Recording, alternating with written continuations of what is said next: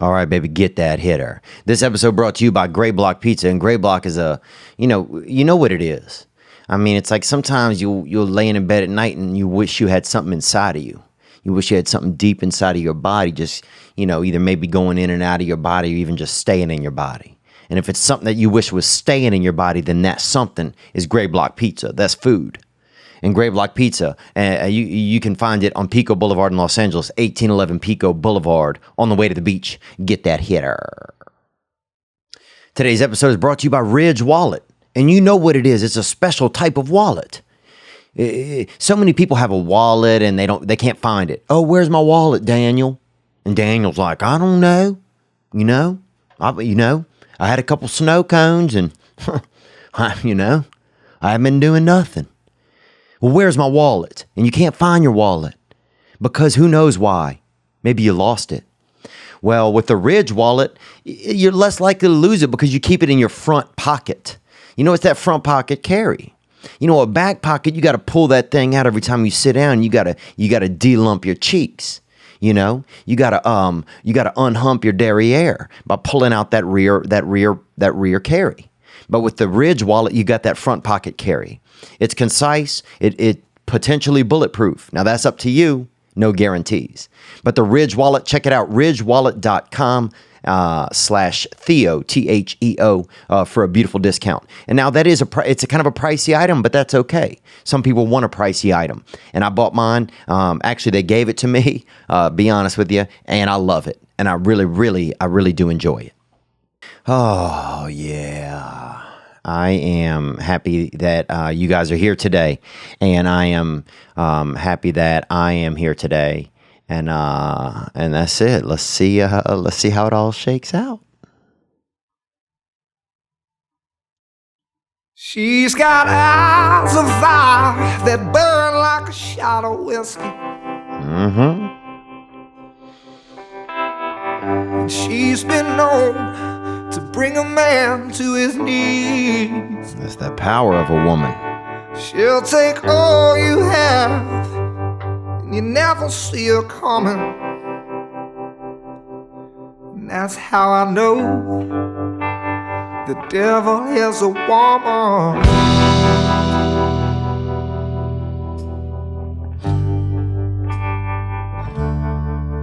Well, Mr. Johnson knows, 'cause he saw her up close in the desert. Said, ma'am, if you don't mind, would you tune this guitar for me? Yeah, man. But she took his soul, and she broke his heart just for fun. Come on now. That's how I know the devil is a woman. That's how I know. That's how I know the devil is a woman. And that's an awkward in and out there for that song by me. But, the truth is, I want things to run smooth. That song's kind of tapering right there.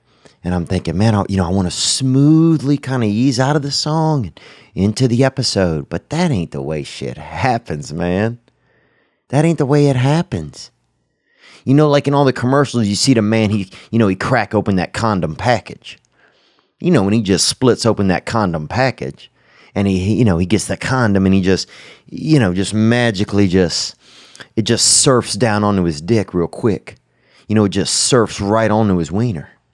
And suddenly everything's okay, and he's cruising, and he's doing full sexual, and the lady's happy, and nobody.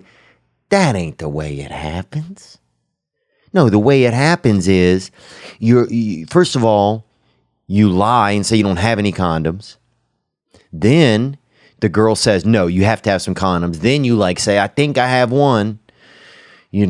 And you go look for it. It's probably in your car, or it's, you might have hid it in a vase or something if you were trying to hide some condoms from somebody, and you didn't have any flowers in the house at that time, and you put it into an open vase.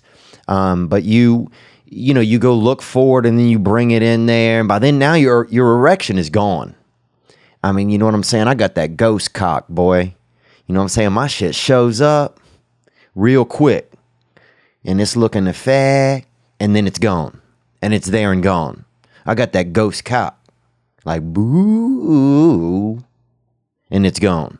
So then you get back with that condom package, and now you got to crack that thing open. You know, you got it on. And now it's, now you're working this softy. It's like, you're working this softy inside of, it's almost like you're making sausage a little bit more like.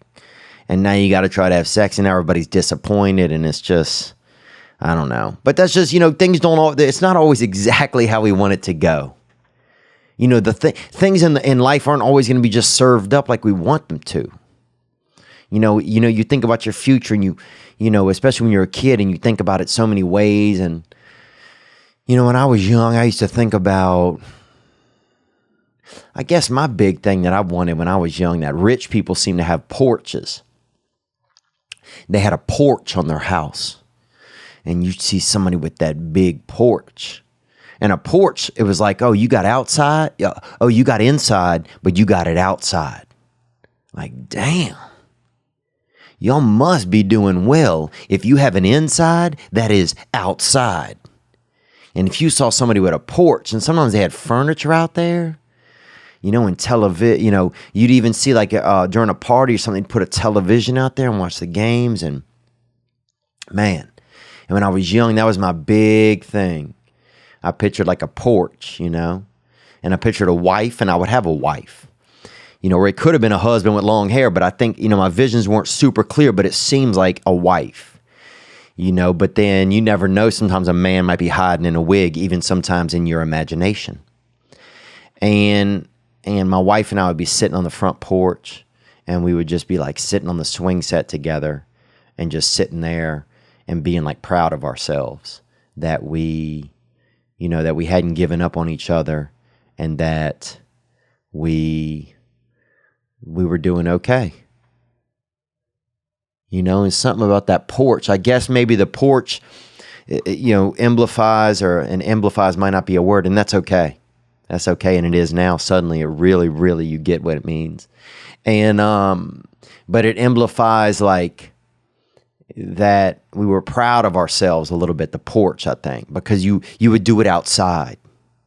Because I remember when I was young, it was you would always try to hide shit inside. And when you grow up in a poor environment, and look, I'm not whining about it, but when you grow up in a poor environment, you don't have distance.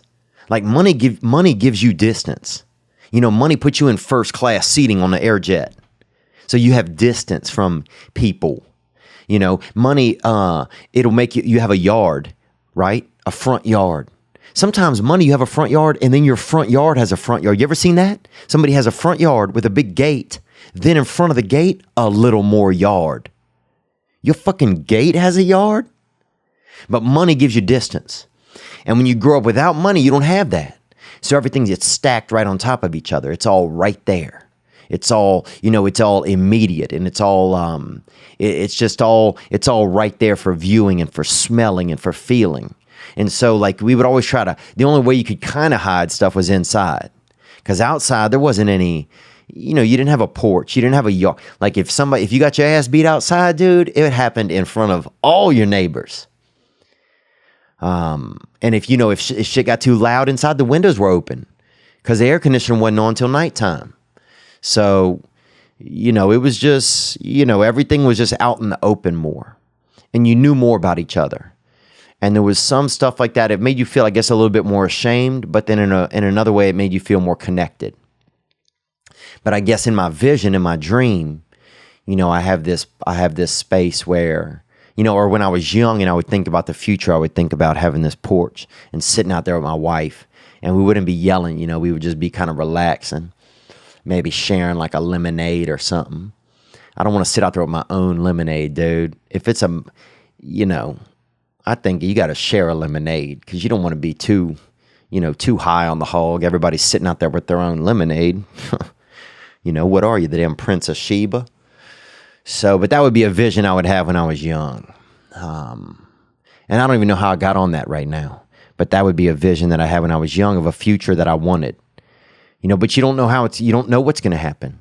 And it doesn't always shake out the way that you want it to. And you have to roll with the punches. And life is just a fucking surprise party. It's a surprise party, dude. And you don't even know who it's for. And you don't know how old anybody is or what's going on. And, but people just keep yelling surprise. And shit keeps happening. And that is, that's life, I guess. That's just time, you know? Every second is just surprise, surprise, surprise. And there you go, and you keep going. And some of the surprises are for you, and some of them are for other people. You know, and it's just, you got to recognize sometimes they're not for you, and you have to enjoy them when they're for other people as well, I think. Or try to. It's really hard. That song on the way in right there, that was Devil is a Woman by Bishop Gunn.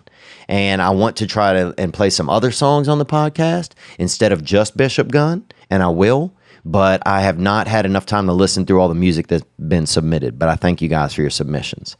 Thank you guys for coming out in Oxnard this weekend. Dude, Oxnard, that place, woo, that's middle of nowheres, boy. I mean, it's not really, it's like Los Angeles adjacent. You know, it's kind of like, it seemed like a lot of men maybe send their, you know, if they got a lot of side piece, it seems like the side piece belt. A lot of men send their side pieces to live out there in Oxnard. You know, you see a lady out there in panties and heels just, you know, watering a plant. And you're like, what? But she lives by herself. But she's outside, you know. And she's live streaming footage back to Los Angeles to her man who's probably sitting in a house with his family, you know, pretending like he's reading the paper, but he low-key has a Kindle right there. A Kindle that gets video. Amazon Kindle Fire, I think, and it gets video, and so he's low-key, you know, he's watching that TNA spraying agua on the Vegetalis out there in Oxnard, and meanwhile he's sitting there with his family looking at a newspaper. But that's all, who knows? That's all whatever. But Oxnard was good, man. A lot of people came out. You know, I want to apologize for everybody that came out at the Friday late show. They had a lot, you know, they had a couple unruly people in the crowd, and the management at the club was gutter. You know, or the organization at the club was gutter. You know, they had people in and out of the room. I mean, the place was a fucking, damn, bruh. You know what I'm saying? It seemed like a pet shop. That's what it seemed like. But the people that came out were great. And I'm super grateful for everybody that came. And we had fun, man. We had a good time. They had a young fella brought me out this shirt, this kind of like, I don't know if it's like a farmer shirt or what it is, but if I ever get a farm, I'll definitely put that thing on. Fuck, if I even just... You know, if I even walk up on a couple of, you know, a couple of strawberry plants or anything, even just, you know, a peach tree, I'll put that bitch on. I don't really have to have a whole farm. Oh, what a week, man. I had just such a wild week, you know. The World Cup was on. And dude, I've been watching this thing. And you know what, first, if your country's still in it, your team's in it, that's awesome. You know, I really liked watching Brazil because watching Brazil play soccer, it's like, for me anyway, it seemed like they speak a different language with their feet. You know, like a lot of the other countries, we speak this you know, this sort of, America just kind of stutters with our feet when it comes to soccer. But Brazil, it's like watching ballerinas, you know. Everybody's out there Billy Elliot and, you know, it's like capoeira, and there happens to be a ball on the field. It's just remarkable. It's remarkable to watch. And so I enjoyed watching them. I enjoyed watching Japan. You know, I thought Japan could go a little bit farther. And just the celebration. I love it when there's teams out there that don't even speak the same language. Imagine that. So you have two teams. They don't speak the same language. The referees sometimes are from a third country. So nobody speaking the same language, and they brought together under this common sport. And it's and the passion. You see the passion in the audience. You see women crying about it. You don't see that in American sports, really. You don't see you'll see like a beautiful lady crying because her team isn't doing well.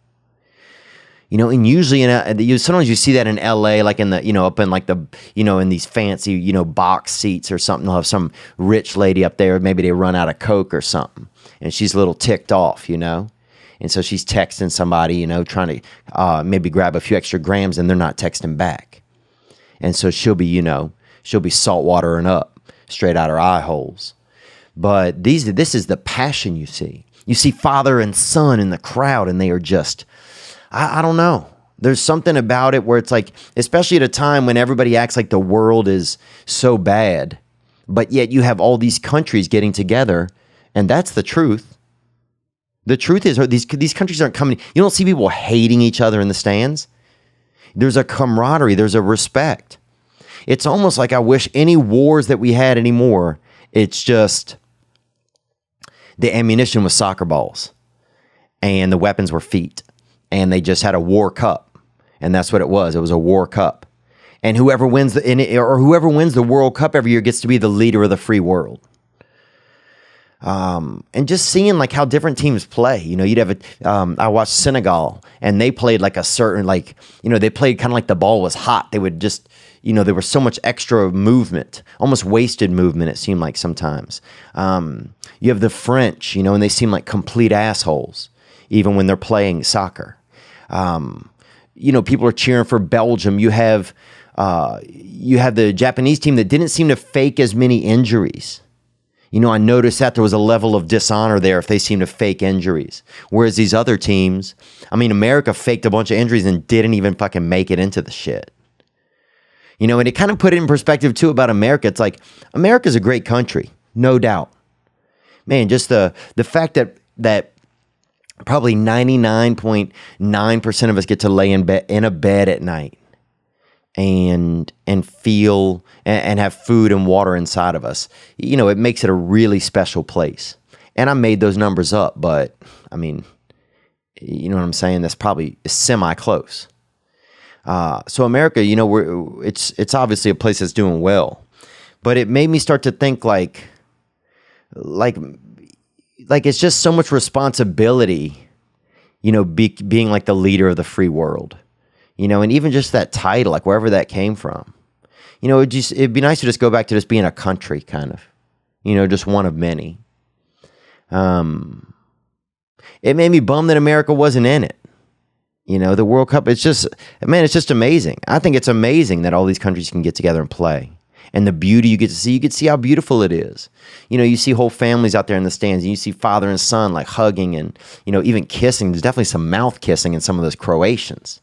Boy, I saw a 5-way kiss between a family, and I'm like, I don't think that's going to end up on probably on the dark web or something. There's going to be definitely some businessmen paying for that. But it's just been fascinating to me. And then the sacrifice you make as a viewer right now, you have to wake up and it's almost like paying homage, because the games will be on at 7 a.m. So you have to wake up and be there. Sometimes 5 a.m. they were on. So you have to wake up and be there. It was almost like waiting for the sun to rise. But it's just been remarkable. And I think it just seems like something that just brings everybody together. And it's like, if I turn away from the news, a lot of shit's really, really good.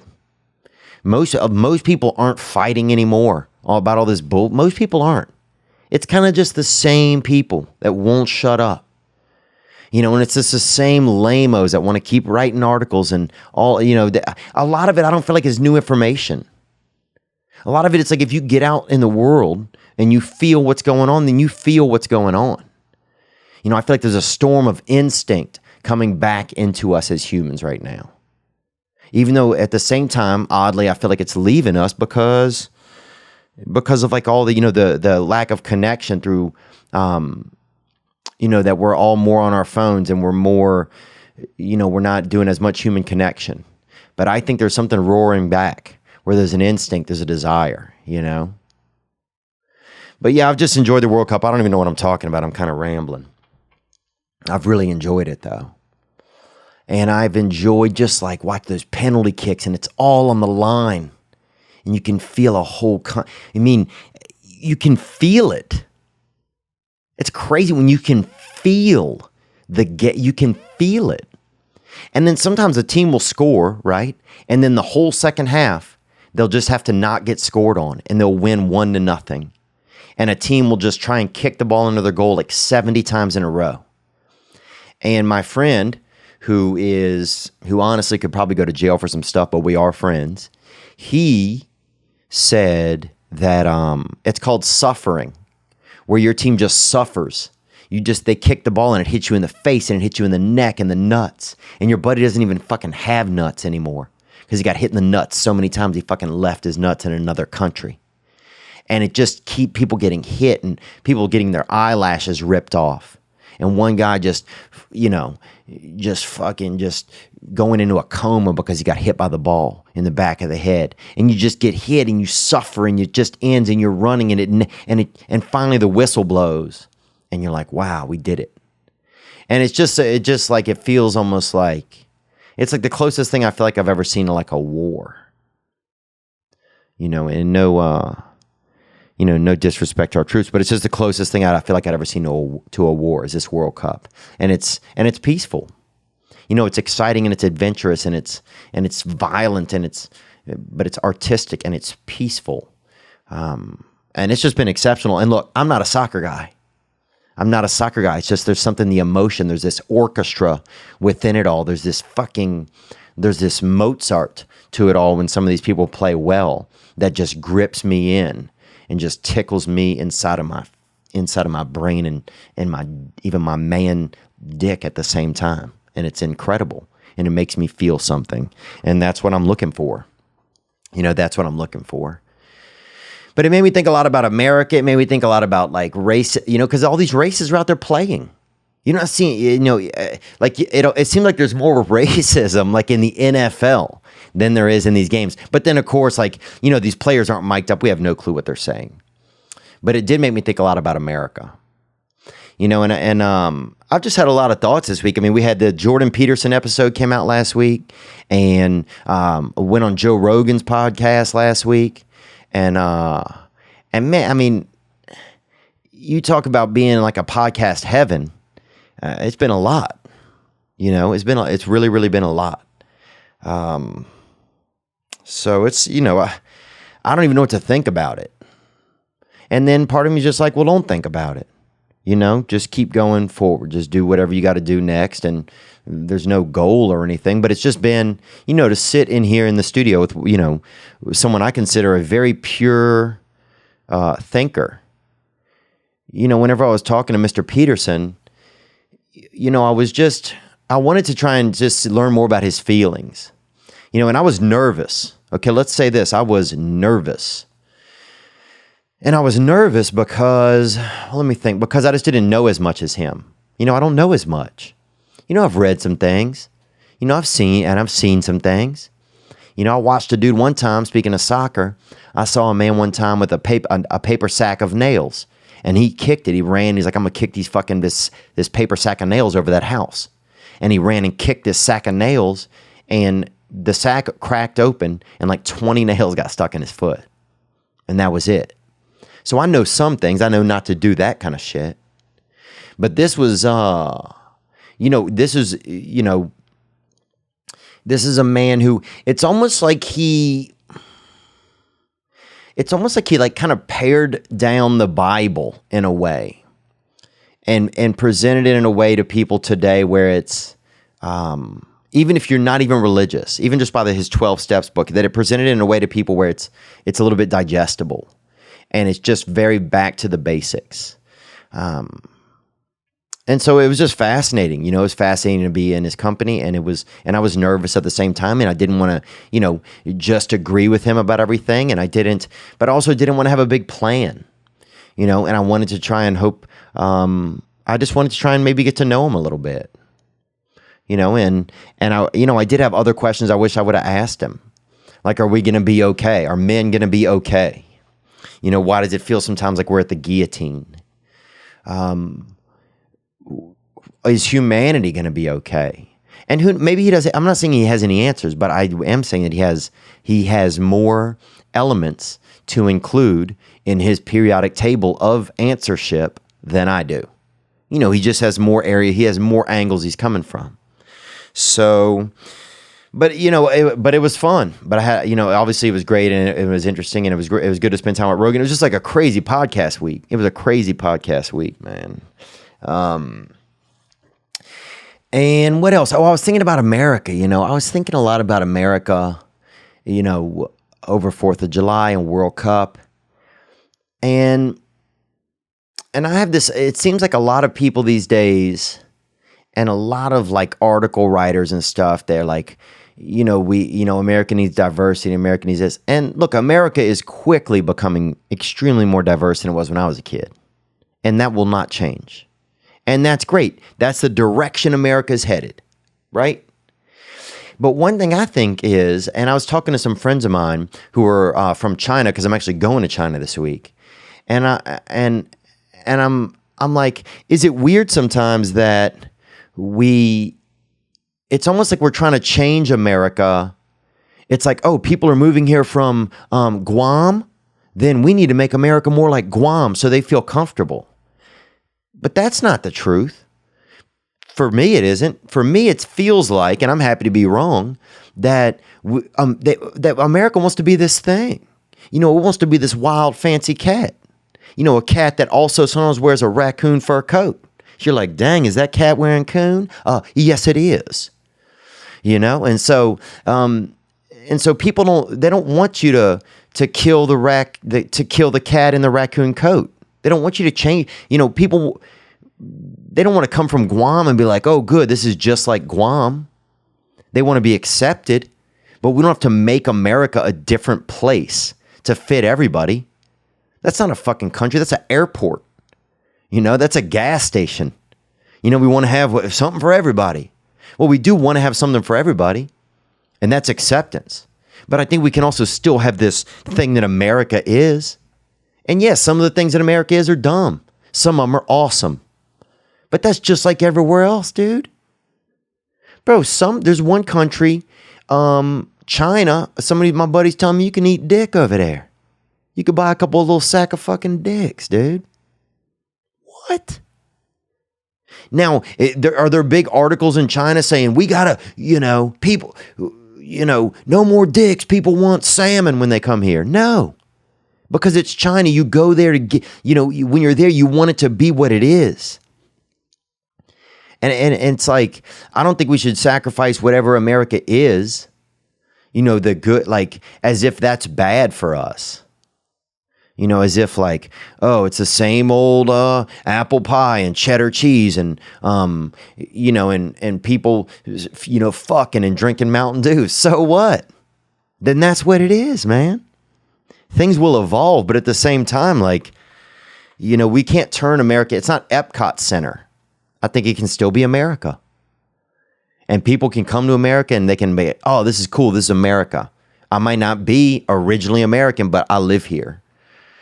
So sometimes I feel like there's this unhappiness out there where people are like, we have to change, everything has to change.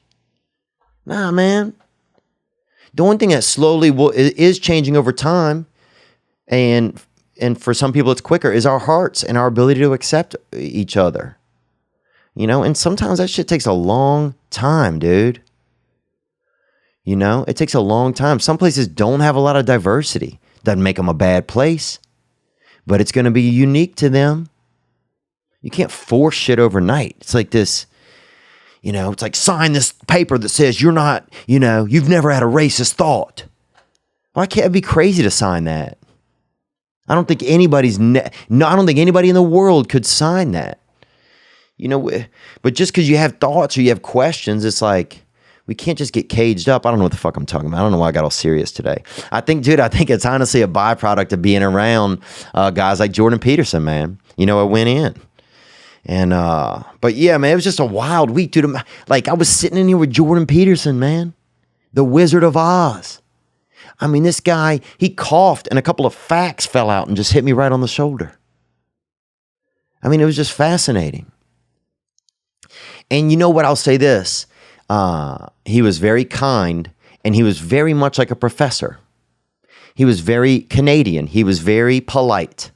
And I didn't feel, sometimes you wonder, well, is this, if you see somebody first and then you meet them in real life, you wonder, well, are they authentic? Is that the real him? Is that who he is? Man, I'll say this.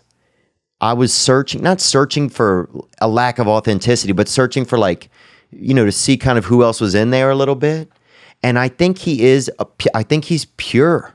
Like, he has his beliefs and he knows that people can do better, and he has done his research and he is moving forward.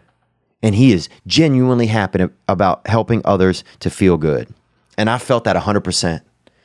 You know, I felt, that's what I felt. I felt it as pure as I'd ever felt it. Because I would ask him, like, you know, about ego. Are you worried about ego? And when fans come up and you know, we even played a call from a fan. You know, when you hear a fan say how much they like you and how much you inspired them, what do you feel like? And it was never about him. You know, it was always like, it's all a wave, and that's not him, and he's just on the wave. And it was great, man. You know, it was really, really interesting, and I feel grateful to have been in here. And I also feel like I failed myself some. You know, I felt like I could have been a little more prepared. I felt like I could have been a little less nervous in the beginning. And I probably, you know, and I did kind of, like, before we started, even just tell them that I was nervous, kind of. And I wasn't nervous as a person. You know, I wasn't nervous as a human.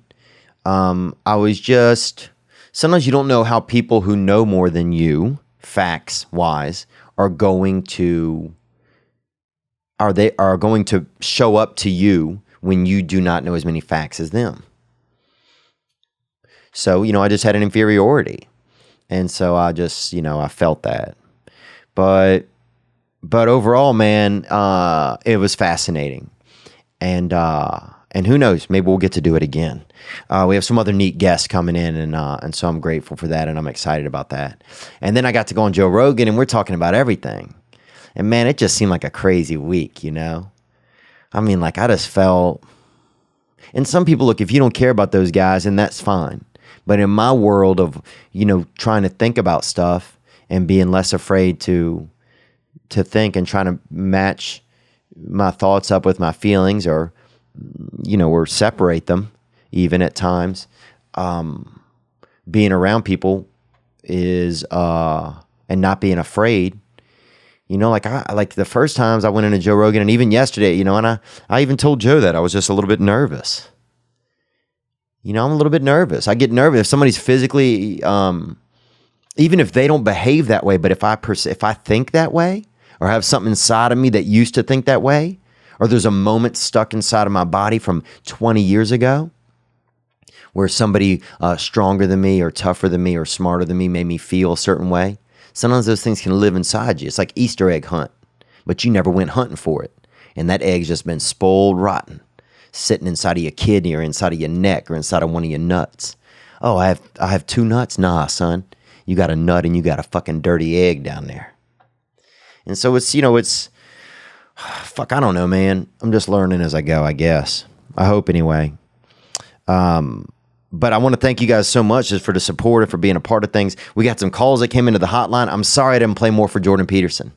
Dude, it was like, because you have to listen and you have to think and you have to, you know, it was just, and I wanted to make sure he felt comfortable, and it's just a lot, man. It was just, and I'm still learning how to interview people. Dude, I've only interviewed, I don't know how many guests we've even had. 8 guests, and one guy was on drugs. This was probably about a year and a half ago, and he was highly on drugs. That boy Uneven Steven, and I met him over by, I met him on the bus, and he was all dapped out, dude. You know what I'm saying? Like the Lord had just been, you know, putting dirty cotton swabs in and out of his soul for decades. But the Lord didn't do that, and he did that to himself. But we got the hotline right here, 985-664-9503. I'm going to get into a couple calls. We're going to keep talking about stuff. I know last weekend I was out of town, and I appreciate you guys being supportive. And it was tough when I'm on the road to sometimes put the episode up. But I just, you know, it's just, you know, I don't know. I guess I feel it was just kind of a crazy week. And I'm going to China tomorrow, dude. I'm going to Shanghai, man. Where you could eat human, you know, so I heard you could eat human dicks over there. That's crazy. And some people are probably going to buy a ticket to come see me just to see a free person. Just to see someone who, who has hypothetical freedom. That's crazy. There's going to be some people probably come out, you know, pay whatever is a ticket, $30, whatever. I don't even know what it is. Just to see somebody who's free for a little while. That's wild. Dude, it reminds me, years ago, I went to the, I think it's called the Ben Thanh Market. And I definitely could have butchered that up. And that was in Vietnam.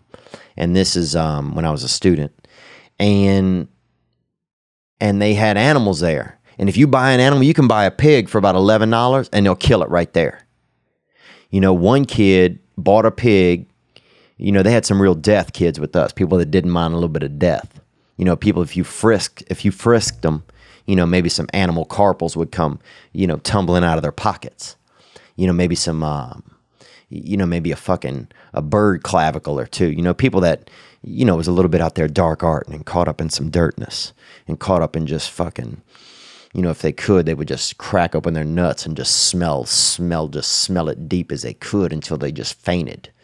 You know, dirty boys. And so what happened was this. They had they had a pig. If you bought a pig, they'd kill it right there for you. Because a lot of people, families or whatever, or, you know, they'd come and buy an animal and they would kill it right there. And then they'd take it on. People would take it home and cook it or whatever. Well, one guy, he bought it and he's like, oh, I'm gonna, and he stopped them. They had this big, huge butcher knife and they were going to kill the animal. I know this is inappropriate to hear, but not everywhere is like it is in America. You know, some places, you know, if you order a pork chop, it comes with a chop first, you know, it's that chopped pork.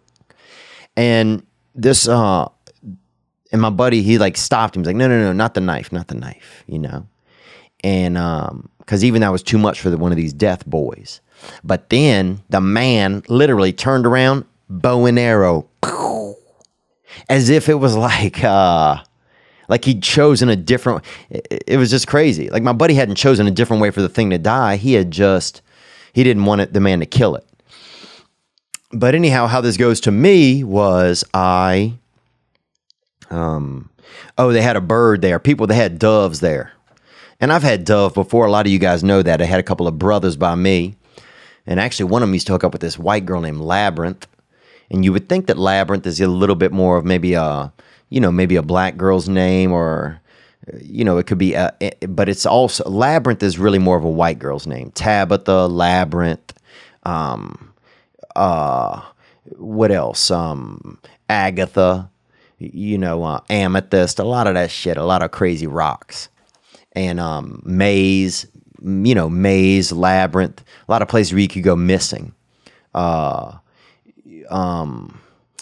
else? Mine Shaft, that's not a name, Mine Shaft, that's crazy, dude.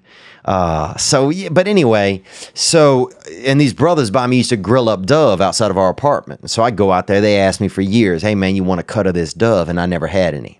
And then finally I had a little bit of dove, and, you know, I don't want to eat piece meats. You know, I've never been a man that's, you know, I don't want to put a fucking, you know, I don't want to have a jaw full of just fucking straight up relaxation and joy for the world. You know, I don't like peace. I don't want to eat a piece meat like a dove. You know, some animals have peace in them, doves, disabled animals, donkeys. What else? Flamingo, that's kind of a fucking peace meat. You know what I'm saying? You don't see a flamingo. You don't see them fight. You don't see them kicking people. Even they have long legs. They could kick you from, you know, at least 2 feet away. And that's all. That's a lot for a bird. But anyway, so I'm like, I'm going to rescue one of these doves. I'm going to buy the dove. I'm going to let it loose outside. Nobody's going to kill this one today at this Vietnamese market. So I go in, I buy the dove, I get it, I run outside, throw the dove, right? It goes about 8 feet, lands on the ground, and it's still alive. And immediately a man walks over, picks it up, wrings its neck, takes it home. And that's that. You know, and that's that. So sometimes you're in places and you don't know what's going on, and things are different, and those are the rules, and those are the ways, and you just have to get on board. You know, sometimes your perception of what it's going to be like is not the same. You know, so I'm trying not to go into Shanghai with any perceptions. You know, a friend of mine told me that the other day that, you know, what did he say? He said that expectations are resentments waiting to happen. That's what he said to me. And I was like, man,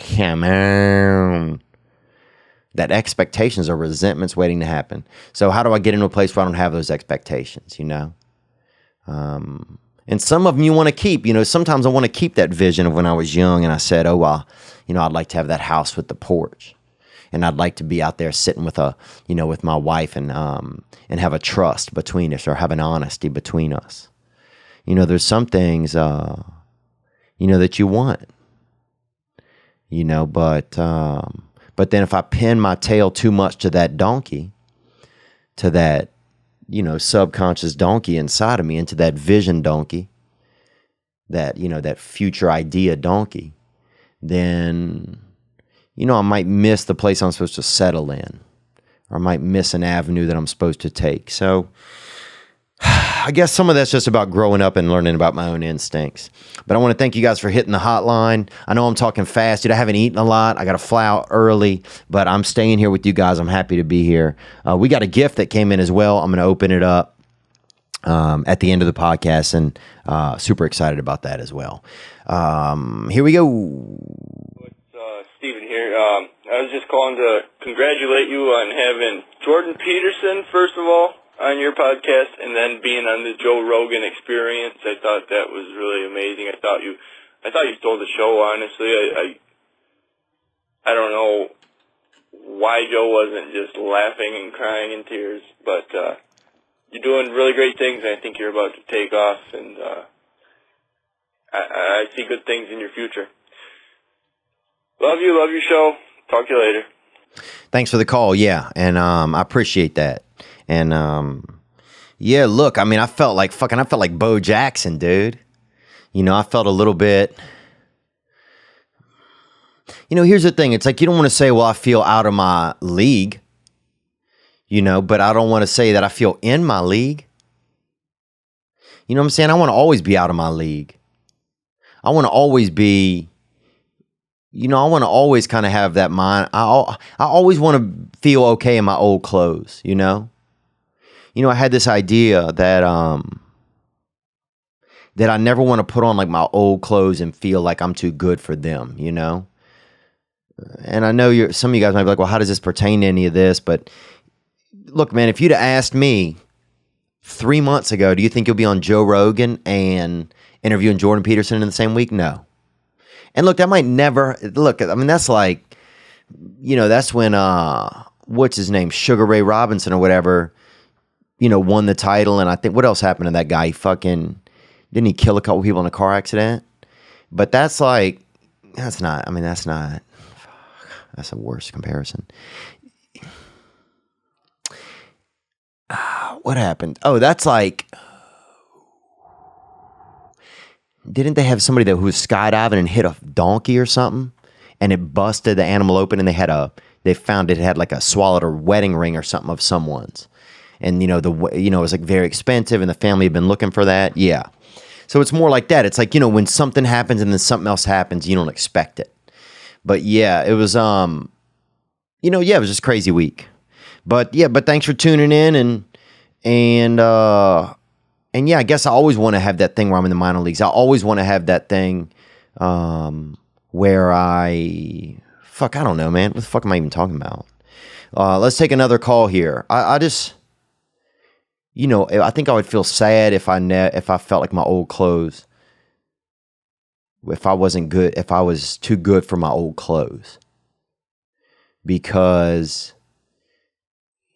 I don't know what this means, or I don't know, this is making me feel kind of strange, but because I don't, my old clothes were never too good for me, like they never, it's never like I went to my closet one day and my clothes were like, nah, man, we don't, you're not allowed here. We don't accept you here, or we don't,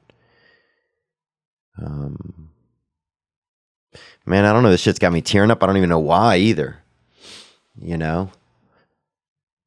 What is it? What am I thinking about? Why? I wonder why this had me feeling like kind of, I don't know. Yeah, I don't want to ever. Yeah. Well, here's the thing. It's like we can adapt so quickly. You can adapt so quickly to feeling like, oh, I deserve here, or I deserve here. And it's not even something you do as a person. I don't think. I think it's something built into us. You know, it's the same. I think I talked about this before. It's like when you see somebody eating out of a dumpster. If you'd have asked that person previously, would you ever eat out of a dumpster? No way, they would say. But then there they are. It's like, and a year later, they could be eating in a 5-star restaurant again with their life back on track, or the life on a different track if they chose to eat out of the dumpster. But, and they would again say, no, I would never do that again. You know, it's just, we are so adaptable, and we'll get used to things very quick. And so I just, you know, I don't want to, you know, I just don't, I don't know. Let's go onward, man, because I'm getting kind of stuck here. But thank you for you guys' patience. And also I want to let you know that in Shanghai, I will be in Xiamen on Thursday, July 12th, July 13th, I'll be in Shanghai, and July 14th, I'll be in Shanghai. And Thursday in Xiamen, I am at the Swiss Grand Xiamen. And then in Shanghai, I'm at Cages and Comedy UN. So those are the places. If you know somebody in Shanghai, somebody's China, you know, somebody pork chop pork, bring them out. And I'm going to do my best. And I'm definitely nervous as well. So many people have emailed me about diarrhea. Somebody sent me a picture of people, you know, a man that went there and weighed like 180 pounds and left there weighing 111 pounds. Like, well, dude, don't fucking send me that. What do you want me to do about that? I'm not looking for that guy. Don't send me that. That's a bunch of cat shit, man. That's in that mange range, bro. Leave daddy off of that fucking call sheet. Because I'm out of that fucking dirty fireworks, man. You know what I'm saying? I'll smoke my own dick at a fucking park, bro, before I'm living like that. All right, I'm letting you know that I'll be in Raleigh, North Carolina, July 20th and 22nd.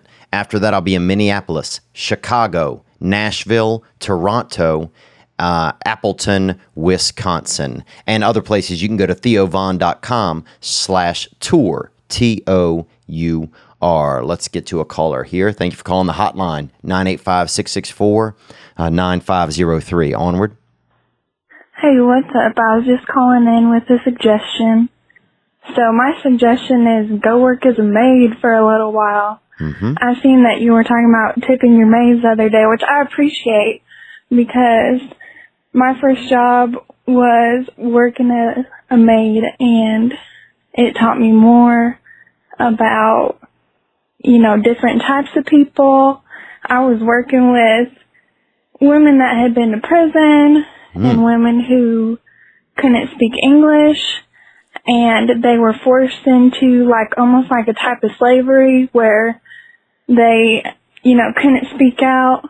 If they were being mistreated, you see the type of mess people leave and just how people can treat you when they think that you're below them.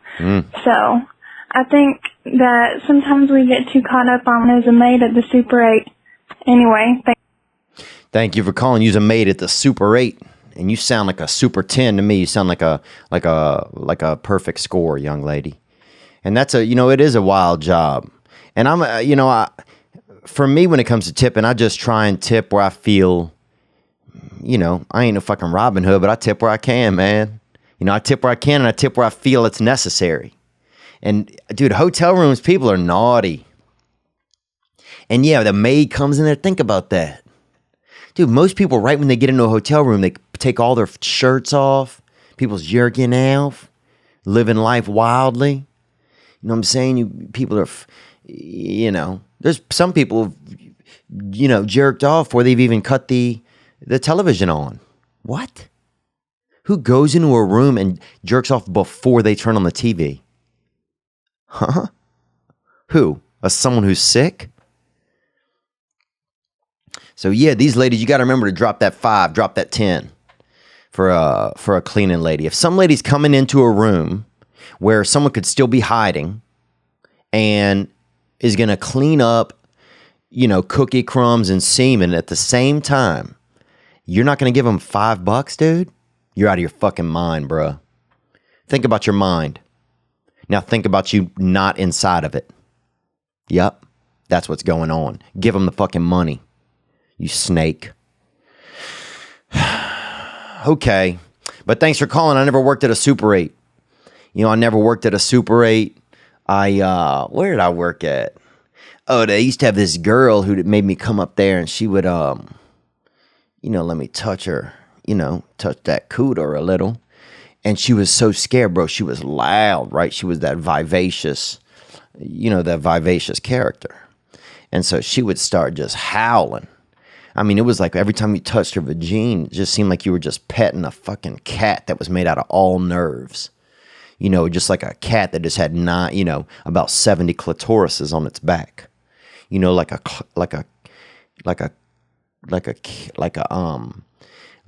cat, like a clickatosaurus. And you would just stroke that lady one time and she would just set off. I mean, like the sun had rise, like the sun had just risen and she was the first person to see it. I mean, like she just had like she had 9 trumpets living in her throat. And the king just fucking showed up, boy. And so what she would do is she would print. They had a really loud printer there. And this is kind of dumb in hindsight, but this is what happens when, 2 people are ignorant. And me and her were together and both of us were ignorant. And this is what happens. So she put the printer on and it would print really loudly. And then that's when I would touch her, and she would welcome that touch, and sometimes she would, I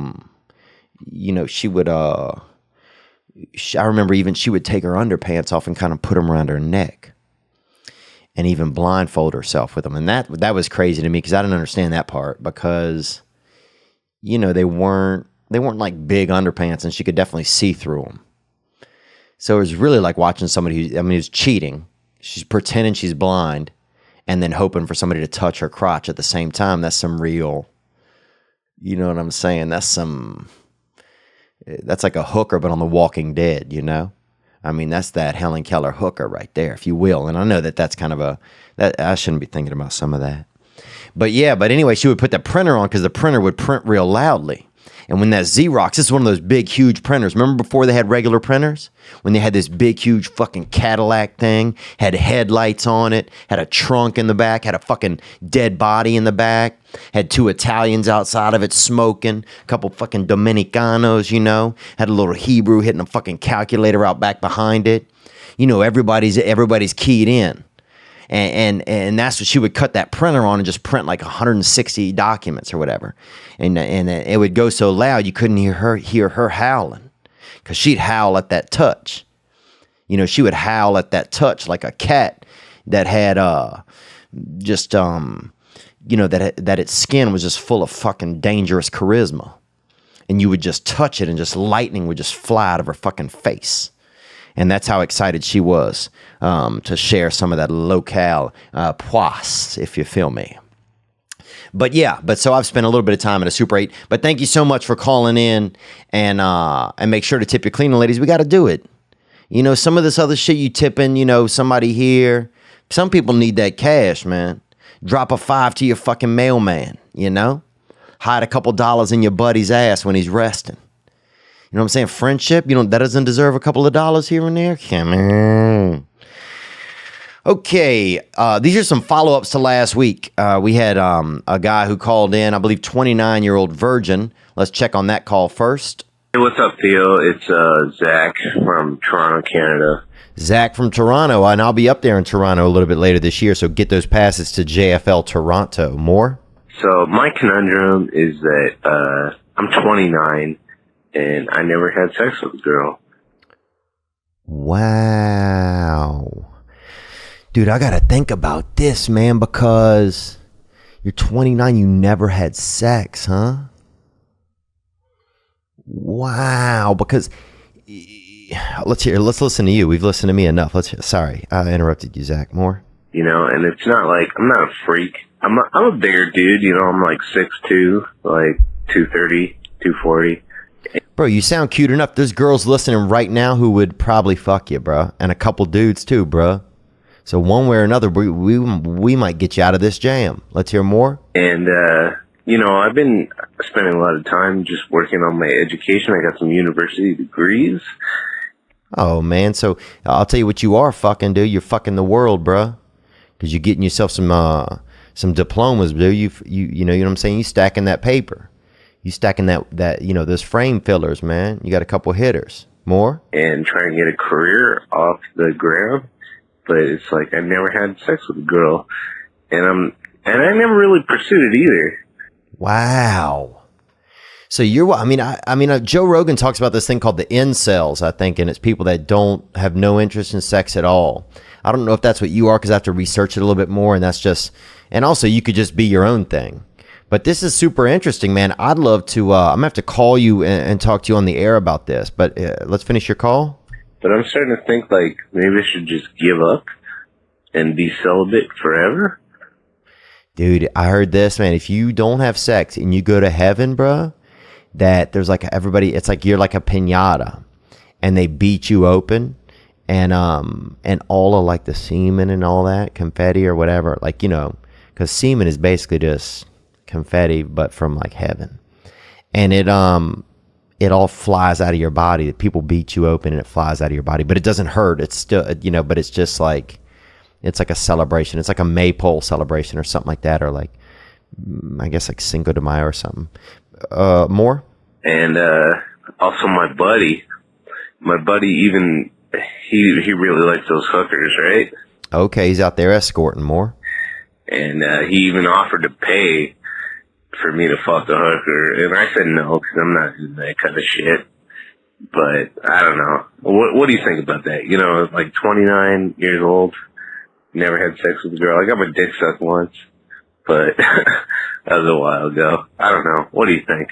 And we had some callers that hit the hotline in response with some suggestions and thoughts. Here we go. Hey Theo, it's Wes from Indiana. What's up, Wes from Indiana? And that is Spanish for Indian. And that's the Daily Double. Okay, onward. A 29-year-old virgin called in. 29-year-old virgin. I thought you were talking about olives at first, then I realized you were talking about this man. Let's hear more. You should do a hooker, a prostitute, escort, whatever. Yeah, he was asking if you should get a hooker or a prostitute or an escort, or somebody who's, tied their panties around their face and is pretending they can't see, even though it's just a small office and all the lights are on, in the back of a, in like a Ramada kind of office. Onward. And you don't want to be bad having sex the first time with someone you actually care about. Hooker might not be the way to go, but it sounds like it might be the way to go. I'm kind of leaning on your side of things on that. Okay, so you're saying that you don't want a hooker might be the way to go, so you have some, because what if he gets to that moment with somebody he cares about and then they judge him? What if, and then maybe they're not the person for them if they judging this man on that first cock, that first cock attempt. Dude, I remember the first night I slept over with a girl that I was in love with in college. And I had been, doing a bunch of alcohol and ingesting a bunch of alcohol. And the next thing you know, I urinated all over the couch. And she and I were on the couch. And so I'm like, fuck, dude. And bro, I even tried to go get cups of water and like splash them against the ceiling, dude. I was going to say there was a leak. And like on the third cup, I fucking hit the ceiling with it. And I put a little bit of Kool-Aid powder in there because the water wasn't, if you throw water against a ceiling, it just kind of splashes down. It doesn't leave like a mark that looks like it's been coming from above. So I'm thinking I got to get this water a little bit darker so it'll leave a little bit of an element up there. It'll leave a little bit of water mange up there, with some coloring. So she'll be like, oh yeah, it came down. So I put a little bit of fucking Kool-Aid powder, bruh. That chirpy purple or whatever that shit is. Busty orange or whatever that shit's called, Cavalier cherry, or catechism, lemon, or whatever the different flavor is, but it was purple, some of that chirpy purple. And I threw it up against the ceiling and it just fucking all came back down. I mean, it was stupid. And then a lot of it came back down and she fucking woke up. And yeah, just like, it was stupid. But yeah, anyway, sometimes you just got to be careful. I don't even know what I was talking about. Let's hear the rest of your call. Thank you for calling. About being a virgin. Oh, I'm just saying, yeah, sometimes sexual, It's not everything you want it to be, even if you want it to be something important. More? And, I don't know. Maybe you should just do it. Just do it. That's what I gotta say. First time call. Just thought I'd try to help some people out. Love your show, man. Keep it up. Thank you. And thank you for calling from Indiana. And, in Indiana, I'm not calling you guys out, but you guys, they started I think the Ku Klux Klan started there. And a lot of people think it was in the South, and it was actually in Indiana. So, I'm just kind of saying that. But, other good stuff started there too. Basketball. So, one thing that was good for different ethnicities and one thing that was bad for different ethnicities. So it's, it's definitely hit or miss out there. It's hit or miss. What was I going to say about? If you get the escort, here's the thing. If you get an escort, and here's what people don't realize also about escorts. I'm thinking about this. These ladies of the night, these women that are prostituted, and I don't have an issue with an escort. I think that it's, if there's women out there, it is their means to an end. And do I think it's a safe place to play in? I don't. And I think it's, at that point you're caught up in the dark arts. I do, because there's a lot of potential for danger. Because an escort usually can't call the police because they're doing a crime. So, they don't have the protection of the police. So that means they're going to places completely with no law in the world. And then the potential for harm is so much more severe. So, that can be wild.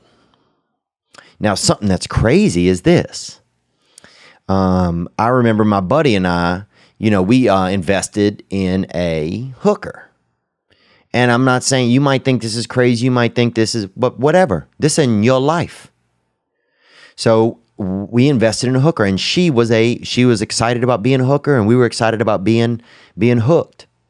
And we actually had decided, it was like, okay, well, we'll make sure that this lady's cool and stuff. So she comes over, and they have pictures. They used to have pictures on the internet. They shut these sites down now. And she comes over, and there's a pimp with her, and an angry man. And a pimp is an angry man. It's like a cashier, but he's got to wait a while to get the money.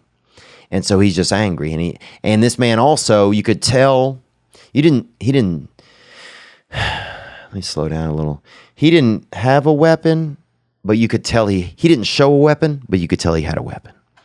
So anyhow, next thing you know, this escort, it's not the same one as the pictures.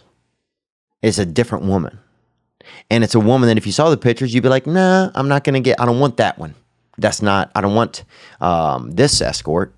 That's not a neat place to fuck or to be sexual with this I don't desire this person.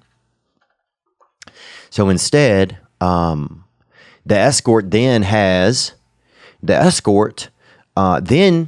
now the pimp is there. So you still got to pay the pimp. So my buddy was like, well, he had already said, well, I'll go in first. You know what I'm saying? I'll be in there and spend time with this lady. And I was super nervous. Super nervous. I mean, I get nervous if I even pull my dick out and there is, and the neighbors are still awake. You know what I'm saying? If I even pull my dick out and I'm home alone and I can smell the neighbors are still cooking dinner or chatting after dinner over some dessert, man, I am so nerved up. So nerved up. And I love dessert. And so now my buddy's like, dude, I don't want this. I'm not attracted to this escort. It's not the same one as the pictures. But the pimp wants his money, and my buddy didn't want to waste his money. So now my buddy is basically having to have sex with a woman that he doesn't want to have sex with because the pimp is like, don't waste our time. And my buddy's like, fuck, I kind of invested here. So it's just a dangerous world out there. But is that the kind of world you want to lose your virginity in? Does your virginity matter that much at this point? Is it weighing on you heavily? I'm really curious about this. 29 years old and still a virgin. It's very rare these days.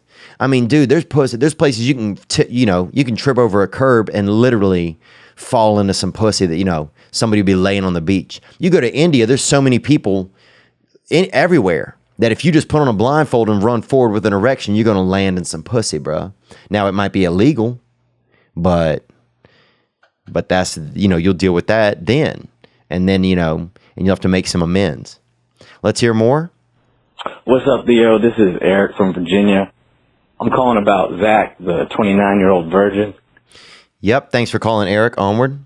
Look, he said himself that, he hasn't really been pursuing it, so it's obviously not that big a deal to him. So, my advice would be, just keep doing what you're doing, like, if it happens naturally, that's cool, but if not, who cares really, because, my advice is just don't go out of your way looking for some casual sex if it's not that big a deal to you, because you're probably going to be disappointed anyway, you know what I'm saying? Gang, gang. Gang, gang, baby, gang, gang. And yeah, that's a legit point that man has from Virginia, because look, if the history is what it is, that you haven't been having it, then are you just fighting against your own history? Just let it come casual. Because look, you could run around all day with your hands in the air trying to catch a sparrow, right? You could do it. But you could wait till a bird hits you right in the fucking dick.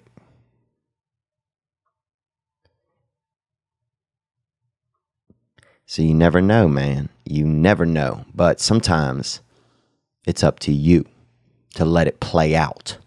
Let's hear more. We got another call that came in here, the last one about the same 29-year-old virgin. Onward. Hi, Theo. This is Nicole. I just wanted to say something to that 29-year-old virgin. Thank you for calling, Nicole. And I love how it's just immediately we have all called him the 29-year-old virgin. And that's media. The movie did that to us. 40-year-old virgin, 70-year-old virgin is like, that's got to be happening soon, huh? How is that not a movie? 70-year-old virgin? I'd watch that. Dude, I'd watch 16-year-old virgin. I wouldn't watch I wouldn't watch any set, but I would watch, a young person dealing with that. They had that movie Kids a long time ago, and it's about some kids in New York that are trying to fuck each other in like a 3-story apartment or something, I think by a park. Let's hear more. Thank you for calling, young lady. You have a lot going on for you, dude. You are over 6 feet tall. You have an education. You aren't super desperate to get laid, which girls are kind of into now. Oh, that's a good point. Yeah, and look, man, in sex, I think you could be the Christopher Columbus of no coont. You feel me? You could be the Christopher Columbus of not getting coont, my brother. Because, it's I don't say this to be rude to you or to say, I'm not trying to put any shame on you. Sex is everywhere. Sex is everywhere, dude. The other day, my buddy, something fell on him at a department store. It was a bunch of pussy. Sex is everywhere, and tits, and even some tits, I think. And sex is everywhere. That's what I'm saying is that's a metaphor. That's a metaphor or an allegory for the fact that sex is everywhere. And so what isn't everywhere is holding the line. What isn't everywhere is substantiality. What isn't everywhere is not giving in to temptation, man, because this is a temptation time. We live in the temptation belt. And where is that? I don't know. Everywhere. Everywhere is temptation. Everywhere. Turn around. Now turn back around, dude. You saw fucking at least 2 temptations. And I'm not talking about the beautiful black musicians. I'm talking about full-time temptation now. 120 hours a week. It never ends.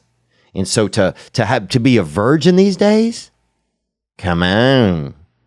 Yeah, man. That's special, man. You know what I'm saying? And look, and if I'm going to call you this week, let's chat this week because I want to see. I'm going to be in China, but I'll figure it out. And I'd love to just kind of see what you're thinking about it after you hear some of these suggestions, and kind of what you feel about it. Because, if we can, we'd love to, we're not trying to facilitate anything universal, but maybe there's a lady out there who's a virgin. We had Danielle, the virgin, earlier this year, and she dropped that thing off. You know what I'm saying? She dropped that off at the Vajost and Found somewhere. She gave it to a man. And she put it on a man, too. Said she hurt the man's ankle. She was fucking him, you know? Fucking him so hard. So we'll see what else happens. But there you go. A couple options. Experiment with the escort before you go to a lady, okay? The second option is, let me see, experiment with an escort before you go to a real lady. Wait, because you haven't had, it hasn't been super important yet, so wait. And the third option is you have good characteristics. Here's a woman telling you, you know, like that there are other things that are more important to you. Obviously, you are tall. You can speak well. You know, here's a lady right here is showing you that women are interested in you, and just hold the line. Let's stay away from those temptations. You know, and I'm sure you had expectations. That's a crazy thing. You probably expected to drop off that vagina, you know? And we had a girl at our school, dude. I think it was, and this was a black girl. And her name was Virginity. You know, Virginity Watson. And I used to play basketball with her brother, Courtney Watson. And it's like, you know, you have expectations that you're not going to have it forever, or that you are going to have it forever. And then what's happening? You probably thought you was going to get rid of it. You know, you probably thought you were going to get off the school bus one day and some girl's just going to come on, you know?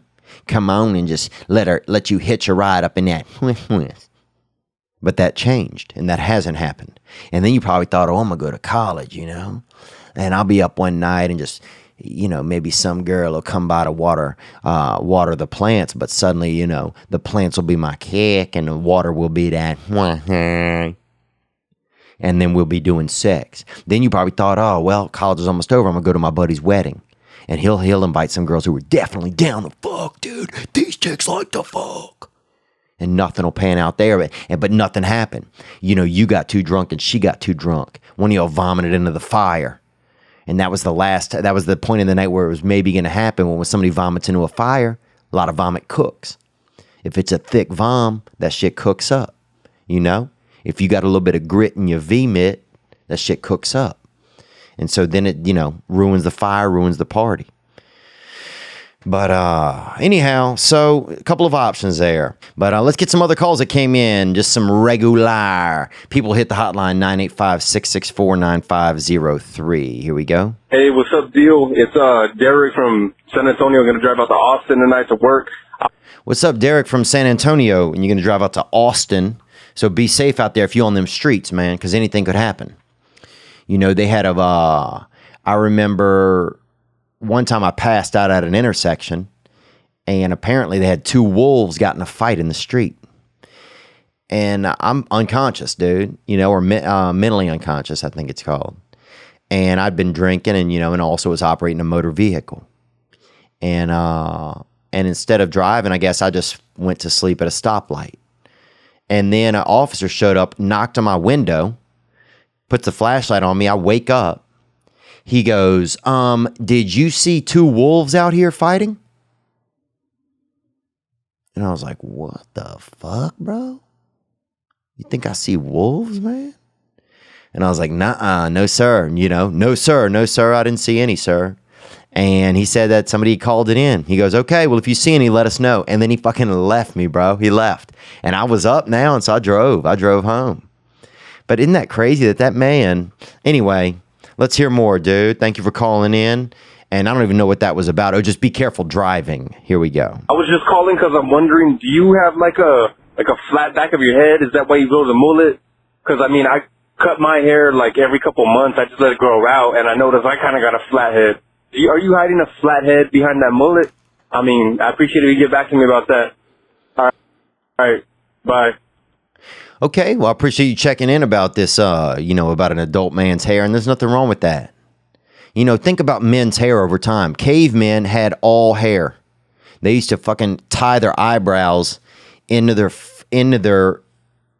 bangs. Imagine how stupid that looked. And a lot of them did it. You know, some people would grow their beard out, tie it around their neck to keep their hair back that was also long. So your beard would split their beard and use it to tie their hair back. Vikings did that. Men would braid their hair. White men wore wigs in their hair. White wigs. Like, hey, dude, could you be any more fucking white? Okay? And they put powder in them so that when they shook their head, a little bit of white smoke fell out. Men have always made poor hair choices. Prince, kind of a cute guy, honestly, hair looked like shit. 100%, dude. Rosie O'Donnell, never, not a decent haircut for a young male. Who else, bro? Okay, then you go into, who else had hair? Jerry curl, which I think should come back. Where's the Jerry curl at? Huh? Black friends, where is that Jerry curl? Where is it? Because I know it was hopping when I was young. My vice principal had it. My buddy's dad had it.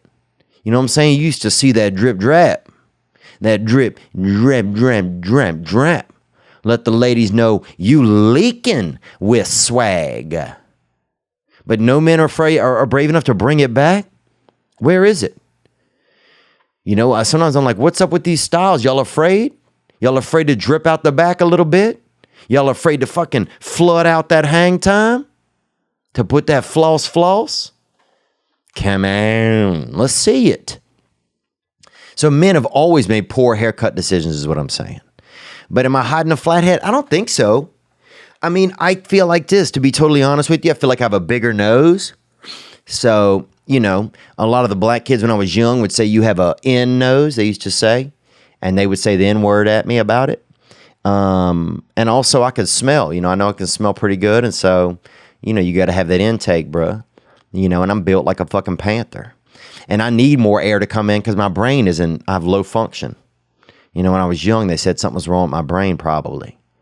And I don't know who said it, but they wrote it on a napkin too. And my mother has it in my baby book even. But what else was I telling you about? Oh, I'll tell you this.